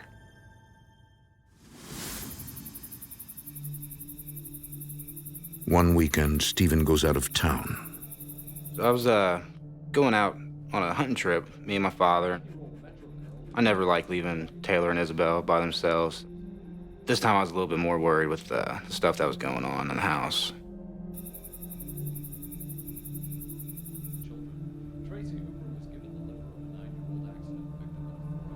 I miss Stephen when he leaves, you know, I was having a hard time sleeping.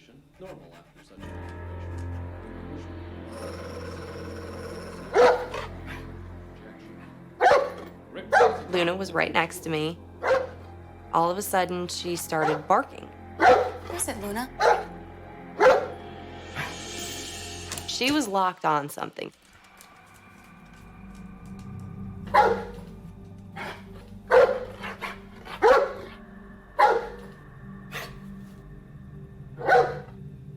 What is it, Luna? What's that?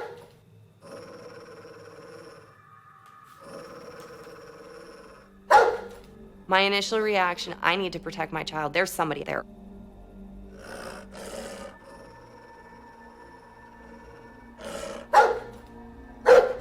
Every hair on my body was standing on end. I could sense there was something there.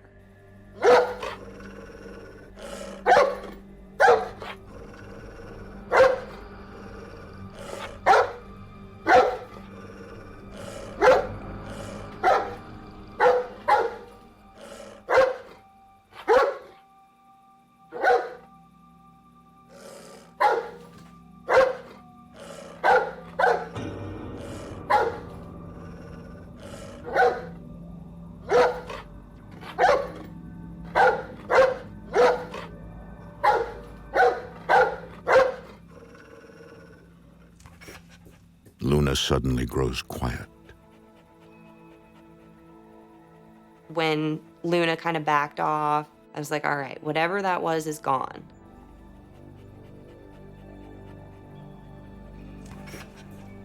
Oh, girl. It's okay.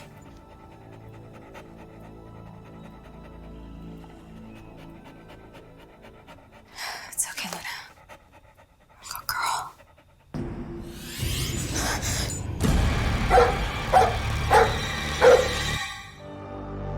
For more haunting, visit destinationamerica.com.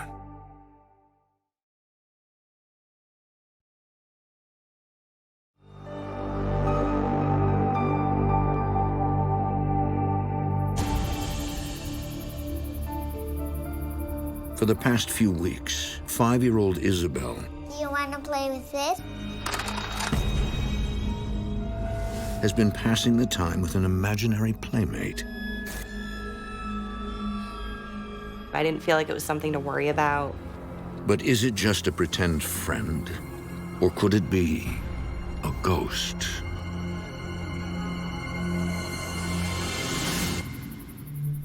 One weekend, her dad goes on a hunting trip, leaving Isabel and her mom alone in the house.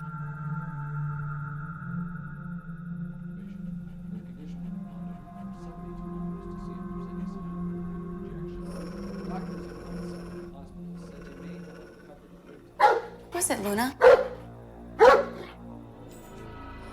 Taylor grabs one of the guns the family keeps in the house for protection.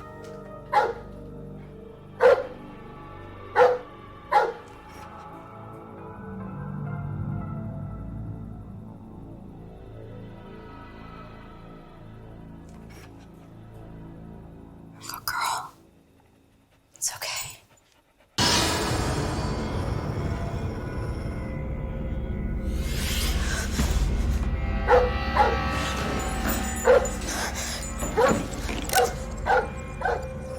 There was a man standing plain as day. I had my .38 in position ready to fire. Then in an instant, he's gone. Taylor now feels certain her house is haunted. I was so scared. I couldn't deny that there was a ghost in my house. People say, oh, you're crazy, that stuff doesn't exist. It exists. It is real. It is very real.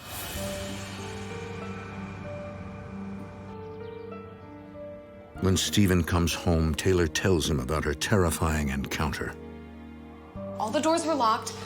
There was nothing, and so I come back over here to Luna, and she will not go into the kitchen. She's staying here and refuses to go in.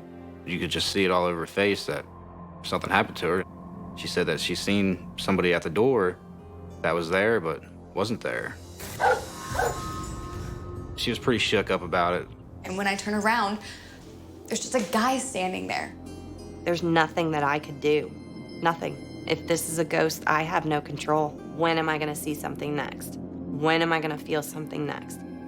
There was a total feeling of helplessness. Stephen tries to comfort Taylor, but he doesn't know what to do. Taylor started to feel the presence around her all the time. And I know it scared her. I was just trying to reassure her as much as I could. Stephen is our protector, you know. He takes care of us girls and would never want us to feel unsafe. And at that point, I knew Stephen could not comfort those feelings. Over the next few days, he attempts to carry on with everyday life, hoping these strange occurrences will stop on their own. I've always believed in ghosts and spirits and stuff like that, but I'd always would try to debunk it. Don't put too much thought into it. Pay no attention to them, and maybe, hopefully, it would just go away. But lately, he can't shake the feeling that he's being watched. I was getting creepy feelings.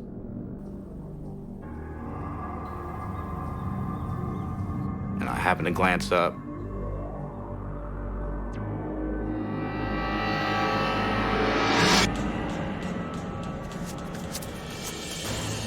There was a guy standing up there in Isabel's bedroom.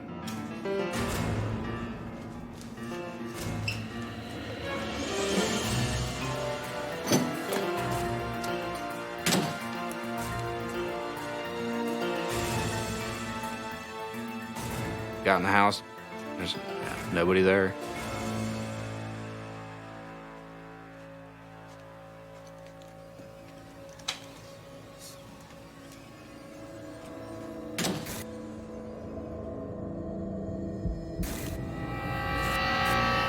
Like Taylor, Stephen is now convinced that the house is haunted.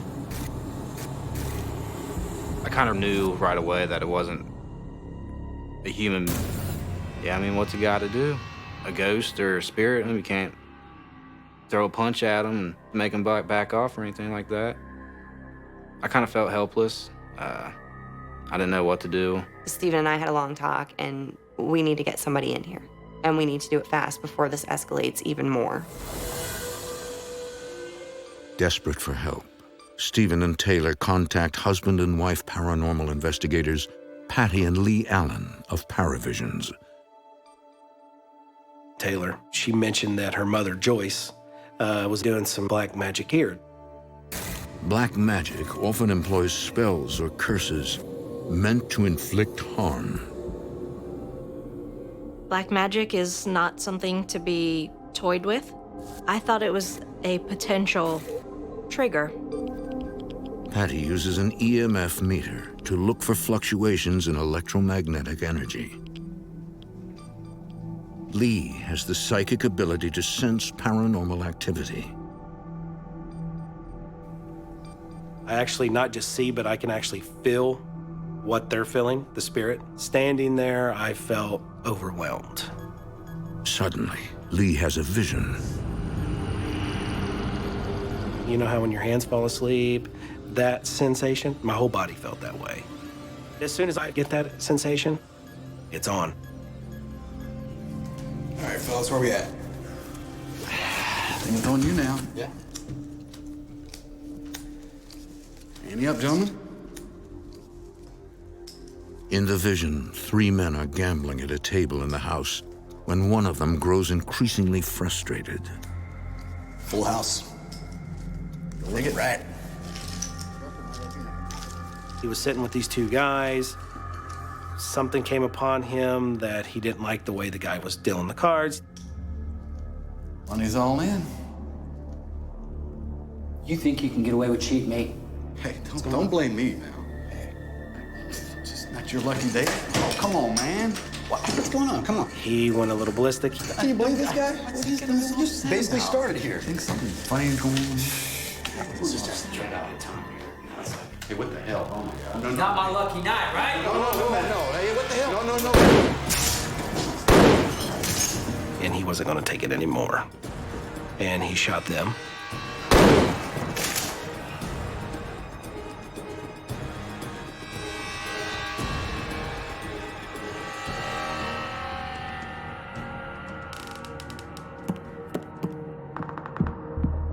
The killer hears a noise coming from the attic.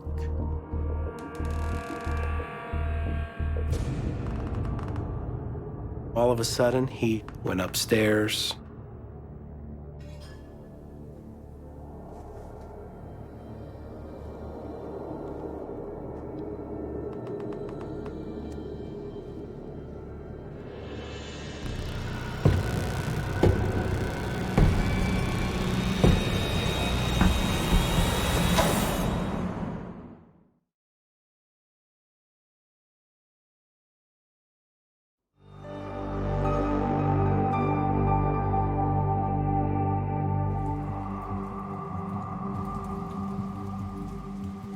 In a small home outside of Cincinnati, Ohio, a family of 3 has been haunted by the ghosts of 2 tormented souls, a frightened little girl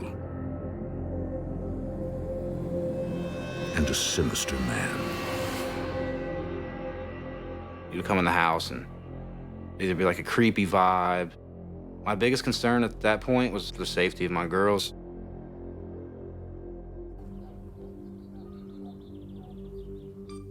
In an effort to reclaim their home, the family calls in paranormal investigators Patty and Lee Allen of Paravisions. Suddenly, Lee has a vision of a tragic incident he believes took place inside the house many years ago. You think you can get away with cheating, mate? It don't matter if it's 1800, 1920, 1999. I'm there in that time frame. Hey, come on. I feel everything that was going on at that time. Hey, what the hell? Oh my God. Not my lucky night, right? No.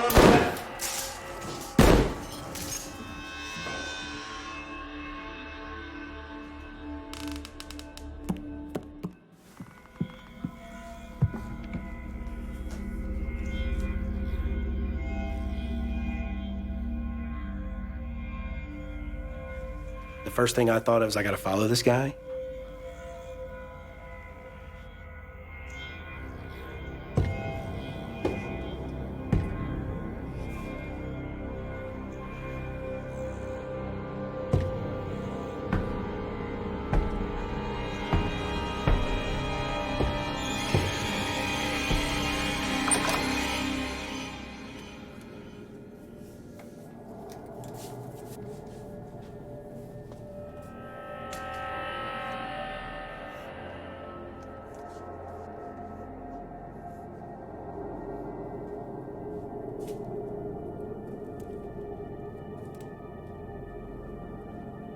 In the attic, Lee sees a little girl hiding in fear. She was so scared, just shaken and cold. She was so terrified that even if she breathed, she felt like he was going to hear it.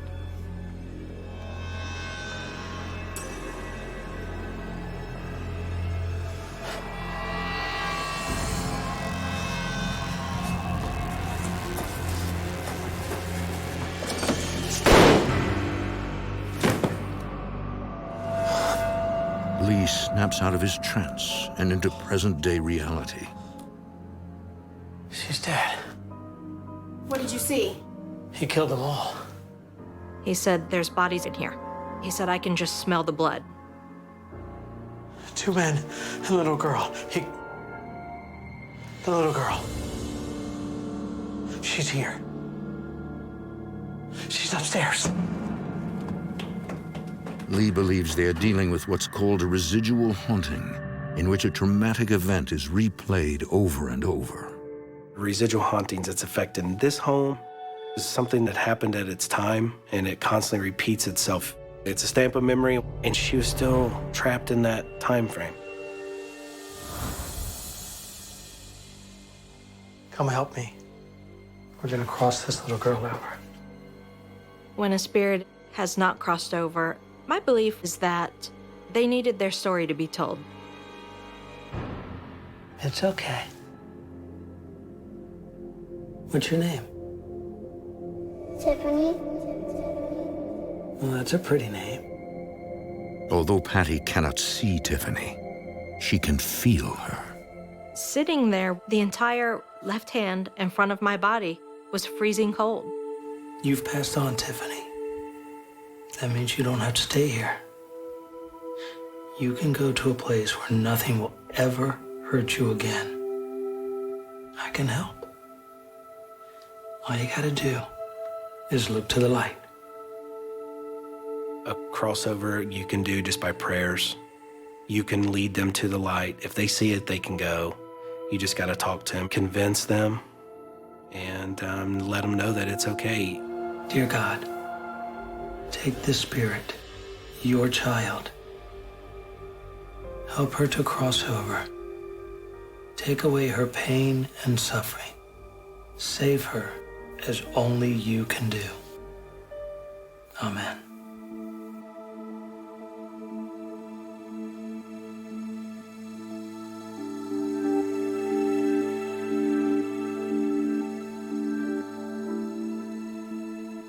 It's okay. It's okay.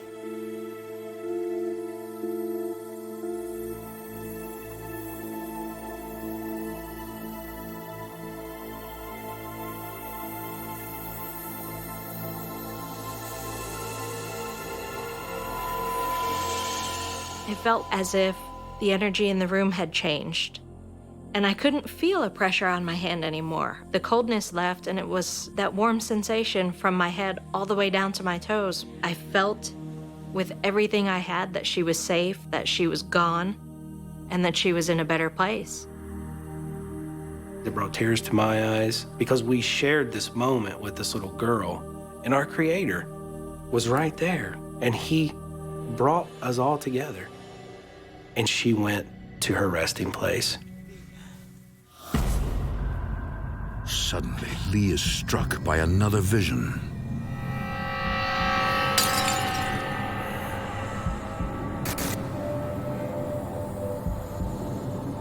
Lee? What's wrong? The killer's still here. Isabel isn't safe. No one in the family is.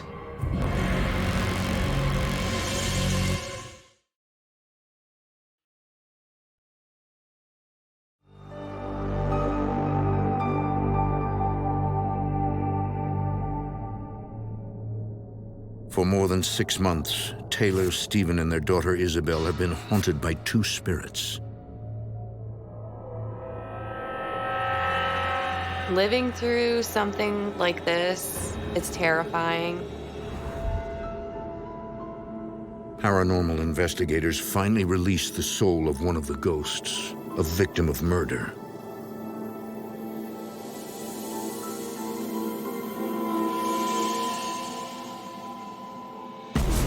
But for the family, the ordeal is far from over.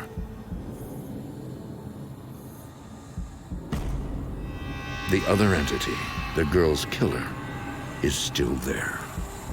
Now with the girl gone, we were worried that he would turn his attention to either Isabel or Taylor and undo everything we had tried to do by calming the house down. To rid the house of the evil ghost, Lee approaches him with compassion. A normal paranormal investigator would just have went in and they would have attacked him. They would have provoked him.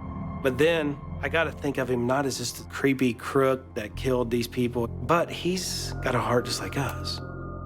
And I think he's entitled to justice just as well. Where is she? He knew I was there. He knew I could see. You can't have her. You have to go now, too. You have turned your back on God, but all you have to do is turn around and he will acknowledge you. I told him, I says, I'm not here to judge you for what you did to those guys downstairs, what you did to that little girl. I'm here to help you. I'm here for you to cross over. I'm here for you.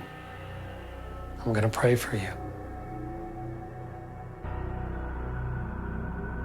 The gunman concedes his fate and allows Lee to guide him to the spirit world. Forgive us our sins as we forgive those who sin against us. Lead us not into temptation, but deliver us from evil. For thine is the kingdom, the power, and the glory. Amen.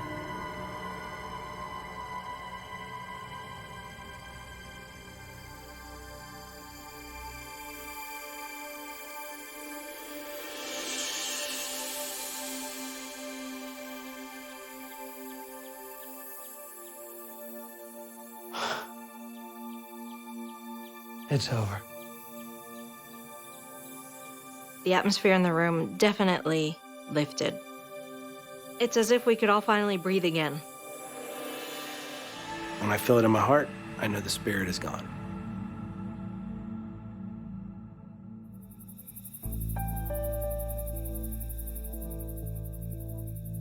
But there are still unanswered questions. Who were these spirits who appeared in Lee's vision? To this day, their identities remain a mystery. When we researched, I was unable to find any documentation of the death of a small child in that area. As for Taylor's mother, the family has not renewed contact since she visited their home. But they will always wonder whether her black magic awakened the spirits. Come and show yourself. I command you. Or if these entities were already attached to the house.